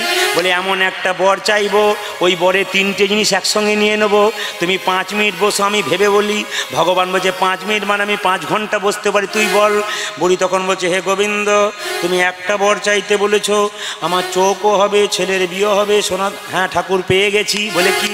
আমাকে ওই বরটা দাও। বলে কি? আমি যেন সোনার খাটে বসে নাতি নাতনিদের খেলা করতে দেখতে পাই। কেমন দিয়েছে বুঝতে পেরেছেন? আমি যেন সোনার খাটে বসে নাতি নাতনিদের খেলা। সোনার খাট মানে কত টাকার মালিক? নাতি নাতনি মানে ছেলের বিয়েও হয়ে গেল, আবার কি সুদ সমেত পেয়েও গেল নাতি নাতনি। আর সোনার খাট মানে কত টাকার মালিক? চোখও ফিরে পেল। তাহলে যে জনে চালাক বাবা, যে জনে কৃষ্ণ ভজে সে বড় চালাক। তবে একটা দামি কথা কীর্তনের মাঝে বলে যাই মিলনের আগে। কি বলবো? আপনারা দান করবেন। দিদি ভাই দান নিচ্ছিল, আপনারা দান করবেন। দান করলে কাকে দান করতে হয়? সৎ মানুষকে দান করতে হয়। আমরা কীর্তন করি বলে বাবাদের মতো বহু মানুষ বলে বাবা প্রদীপ তুমি তো বহু জায়গায় ঘুরছো, আমার একটা সৎ পাত্র আছে, তো সৎ পাত্র আছে একটু দেখো তো ভালো পাত্রী যদি পাওয়া যায় আমাকে বলে। তো আমি বললাম সৎ পাত্র মানে বুঝলাম না। উনি বলে 40,000 টাকা বেতন পাই আর 20,000 টাকা এদিক ওদিক, ওটা 1 নম্বর না 2 নম্বর? জোরে বলুন। তাহলে সৎ হলো না অসৎ হলো? আমরা বিবাহের কার্ডে কি লিখি? আমরা বিবাহের কার্ডে কি লিখি বাবা? শুভ বিবাহ, শুভ বিবাহ লিখি না? কিন্তু বলুন তো ভেতরে তাকিয়ে দেখুন সত্যি কি বিবাহটা শুভ? যে বিবাহে 4টা ছাগল কাটা হয়, 6টা পাখি কাটা হয়, রক্তবধ হয়, সেই জায়গাতে কখনো বিবাহ শুভ হয়? আবার দেখবেন কত ভুল করি দেখুন। একটা জায়গায় আমরা যাই, লাল কাপড়ে বাঁধা থাকে, কি বলি? যাহা বলিব সত্য বলিব। সত্য। কেউ গেছেন নাকি? জান না? হ্যাঁ, তবে বলছেন যে ওই যে বলছেন কোর্টে গেলে করতে হইতে বলছেন, হ্যাঁ আদালতে গিয়ে এইদিকে তাকান কি করতে মায়েরা, যাহা বলিব সত্য বলিব, সত্য ছাড়া মিথ্যা বলিব না। ওইটা ছোঁয়ার পর থেকে হাজার হাজার মিথ্যা বলতে শুরু করি। আমরা আমাদের অন্যায় করার জন্য ভগবানকেও ছুঁতে আমরা বাধ্য করি, মানে কোনো অসুবিধা নাই, তোমাকে ছুঁয়ে কোনো অসুবিধা নেই বলে দেবো। তবে বলে রাখি, দান করবেন কোথায়? দান খুব দামি কথা, দান করবেন ভেবে ভেবে, যাকে তাকে দান করবেন না। একজন বলল আমার মেয়ের বিয়ে হচ্ছে না, টাকা দাও, দেবেন আপনি, বিচার করে দেবেন, নইলে ঠকবেন। কিন্তু আমরা কলকাতা গান করতে যাই প্রচুর, তো টোল ট্যাক্সে যখন মায়েরা, টোল ট্যাক্স দাদা ভাইরা দেখবেন টোল ট্যাক্সে প্রচুর গাড়ি দাঁড়িয়ে থাকে। তো একটি মেয়ে কি করেছে দেখুন, তার স্বামীকে কাঁধে চাপিয়েছে, নিয়ে কাপড় দিয়ে পাটাকে ঢাকা দিয়ে দিয়েছে। নিয়ে বললাম কি ব্যাপার দিদি, তোমার স্বামীর কাপড় দিয়ে পাটা ঢেকে দিয়েছো? আর বলবেন না দাদা, কুষ্ঠব ব্যাধি স্বামী, কাপড় দিয়ে পাটা ঢেকে দিয়েছি, কেউ দেখতে পারবে না, আমার তো রোজগার নাই, স্বামীর রোজগার নাই, দুটো ছেলে মেয়ে আছে, আমাকে কিছু সাহায্য করুন। স্ত্রী হয়ে স্বামীকে কাঁধে চাপিয়েছে, নিয়ে টাকা আদায় করছে। আমরা বললাম 10 টাকার বদলে 50 টাকা দিয়ে দে। 50 টাকা দিয়ে দিলাম। যত গাড়ি দেখছে, সব গাড়ি দেখছে স্বামীকে কোলে নিয়ে নিয়ে যাচ্ছে, 10 টাকা 20 টাকা 50 টাকা দিচ্ছে। যখন টোল ট্যাক্সের জাম ছেড়ে গেল, তখন আমি ভাবলাম ভদ্রলোক তাহলে এখনও চেপে আছে নাকি দেখছি দিব্যি ভদ্রলোক নেমে দাঁড়িয়ে আছে, নেমে দাঁড়িয়ে আর পাটাকে নাচাচ্ছে। তাহলে আমার বলতে কেমন দিলাম, গোটাটাই ফাঁকাই মেরে দিলাম। তো নিবেদন আপনাদের সামনে, বেছে বেছে দান করবেন। আবার দানের কথা বলি, আপনাদের এখানে তো কীর্তন হয়, আমাদের বীরভূমেও কীর্তন হয়। আমাদের নিয়ম হচ্ছে যখনই কীর্তন চালু হবে না, একজন আসতে যখনই কীর্তন চালু হবে, একজন বৈষ্ণব বাবা একটা থালা নেবে, একটা প্রদীপ নেবে আর তিলক নেবে, সবাইকে তিলক দেবে। আর তিলক দেওয়ার সঙ্গে সঙ্গে কেউ 5 টাকা 10 টাকা 15 টাকা যে যেমন পরে দিচ্ছে। তো সবাই দিচ্ছে, সবাই 5 টাকা 10 টাকা দিচ্ছে। সামনে কিন্তু কয়েক কোটি টাকার মালিক ধুতি পাঞ্জাবি পরে বসে আছে, সবাই দিচ্ছে, ও কিন্তু পকেটে হাতটা ভরছে আর এমনি এমনি করছে। আমি ভাবলাম সবাই দিচ্ছে, এমনি এমনি করছে কেন? আসলে ওর বাছাবাছি চলছে, ছোটোটা দেবো না বড়টা দেবো, মানে 5 টাকার কয়েনটা দেবো না 2 টাকার কয়েনটা দেবো। ভগবান বলছে তোর পকেটে কত আছে ওটাও জানি, তোর ব্যাংকে কত আছে ওটাও জানি, এমন পোকা লাগা বেগুন দিয়ে দেবো, নার্সিংহোম আর ঘর করে করে বেড়াবি। দানটা ঠিক জায়গায় করতে হবে। দয়াকার দান। আর কীর্তন করবো না, এবার রেখে দিই নাকি? অনেক প্রায় 4 ঘন্টা হয়ে গেল। আপনি যদি না ছাড়েন তাহলে কী করে হবে? এখনও চলবে? তাহলে এই 4 জন বোন কিন্তু টাকাটা দিচ্ছে কষ্ট করে, এরপরে যে টাকা দেবেন সব আপনারা দেবেন। যার জন্য বল রাধা রানী কি, শ্যাম সুন্দর কি। বাবা দানের কথা অনেক আছে, তবে একটু ছোট্ট করে বলে রাখি আপনাদের, দান দেবেন বৈষ্ণবের চরণে। কেউ যদি বলে মা 4 দিন খাই নাই, 10 টাকা 100 টাকা দাও, আপনি 100 টাকা দেবেন, মদ খাবে বিক্রি করে। কিন্তু কোনো বৈষ্ণবকে যদি 1 মুষ্টি চাল দাও, ও বাড়িতে যাবে, 4টে ইঁট পাতবে, একটু উনুন তৈরি করবে, প্রসাদ তৈরি করে তুলসীপত্র দিয়ে গোবিন্দ চরণে দিয়ে বলবে, হে গোবিন্দ এটা আমার নয়, যে দিয়েছে তার সংসারের জন্য মঙ্গল হয়ে যায়। এই জন্য বৈষ্ণবের চরণে দান করতে হয়। লক্ষ্য করুন ভগবান কি করছে, বলছে বিন্দে তার আমাকে বৃন্দাবনে নিয়ে চলো। বলো বলো বৃন্দাবনের কে কেমন আছে? বিন্দে কেঁদে কেঁদে বলছে তোমার সুবল বন্ধু কি করছে জানো, তোমার সুবল সখা পটেতে আঁকা সদাই মূরতি হেরে। আপনারা এতক্ষণ ধরে ধৈর্য ধরে কীর্তন শুনলেন, 4 ঘন্টা প্রায় হয়ে গেল। আপনারা এত দুপুরবেলা থেকে বসে আছেন, আমরাও দুপুরবেলা থেকে কষ্ট করলাম গোবিন্দের কৃপায়। আপনারা এতক্ষণ যখন বসে আছেন, তখন আমি মায়েদেরকে বলবো বারবার মাথায় কাপড় নিন, আর দাদা ভাইদের কাছে রুমাল তোয়ালে থাকলে আপনারা এই সময় মাথায় একটু নেন, যদি থাকে কারো রুমাল তোয়ালে যে কোনো জিনিস থাকলে মাথায় কাপড় নিয়ে একটু বাবু হয়ে বসুন। এই জায়গাটা একটু প্রেমের জায়গা, ভক্তির জায়গা। যেখানে ভক্তির জায়গা সেখানে গুরুদুয়ারে যাবেন, মাথায় নিতে হয়। মসজিদে যায় ওরা মাথায় নেয়। আর যেখানে ধর্মতত্ত্ব কথা হয় হিন্দুদের, দেখবেন আপনি আস্থা চ্যানেল, সংস্কার চ্যানেলে ভাগবত পাঠ শুনবেন, দেখবেন বড় বড় ভাগবত পাঠকরা যখন ভাগবত পাঠ করে না, ভক্তির কথা যখন বলে তখন মাথায় কিছু নিতে হয়। আপনাদের এটা কিন্তু ক্যামেরাতে উঠছে। আমার চ্যানেল যদি আপনারা কেউ খুঁজবেন, তবে বলে রাখি আপনারা ইউটিউবে মা মনসা চ্যানেল খুঁজবেন, প্রচুর নতুন নতুন গান পাবেন। আমি আগে বললাম মা মনসা চ্যানেল প্রদীপ পাল, ইউটিউবে সার্চ করবেন মা মনসা চ্যানেল প্রদীপ পাল, মা মনসা চ্যানেল বারবার দেখবেন যত রকমের নতুন গান আছে সব কিন্তু মা মনসা চ্যানেলে উঠছে। এটা কিন্তু আমাদের নিজস্ব চ্যানেল, ছেলেটি এসেছে আমাদের। আপনারা যখন হাত তুলছেন তখন কিন্তু ও তুলছে, আপনারা মাথায় আজকে নিয়েছেন, ও কিন্তু চারিদিকে ক্যামেরাটা ঘুরিয়ে আপনাদের নিয়ে নিচ্ছে। এই গানটা 1 সপ্তাহ পর বেরোবে, আপনারা দেখতে পাবেন। এই গ্রামের নাম দিয়েই কিন্তু বের করবে গানটা, আপনারা সবাই দেখতে পাবেন। আপনারা যে যেমনভাবে বসে আছেন তাদের ছবিও নিয়ে নিচ্ছে, আপনারা সবাই ইউটিউবে দেখতে পাবেন, মাঝে মাঝে দেখাবে।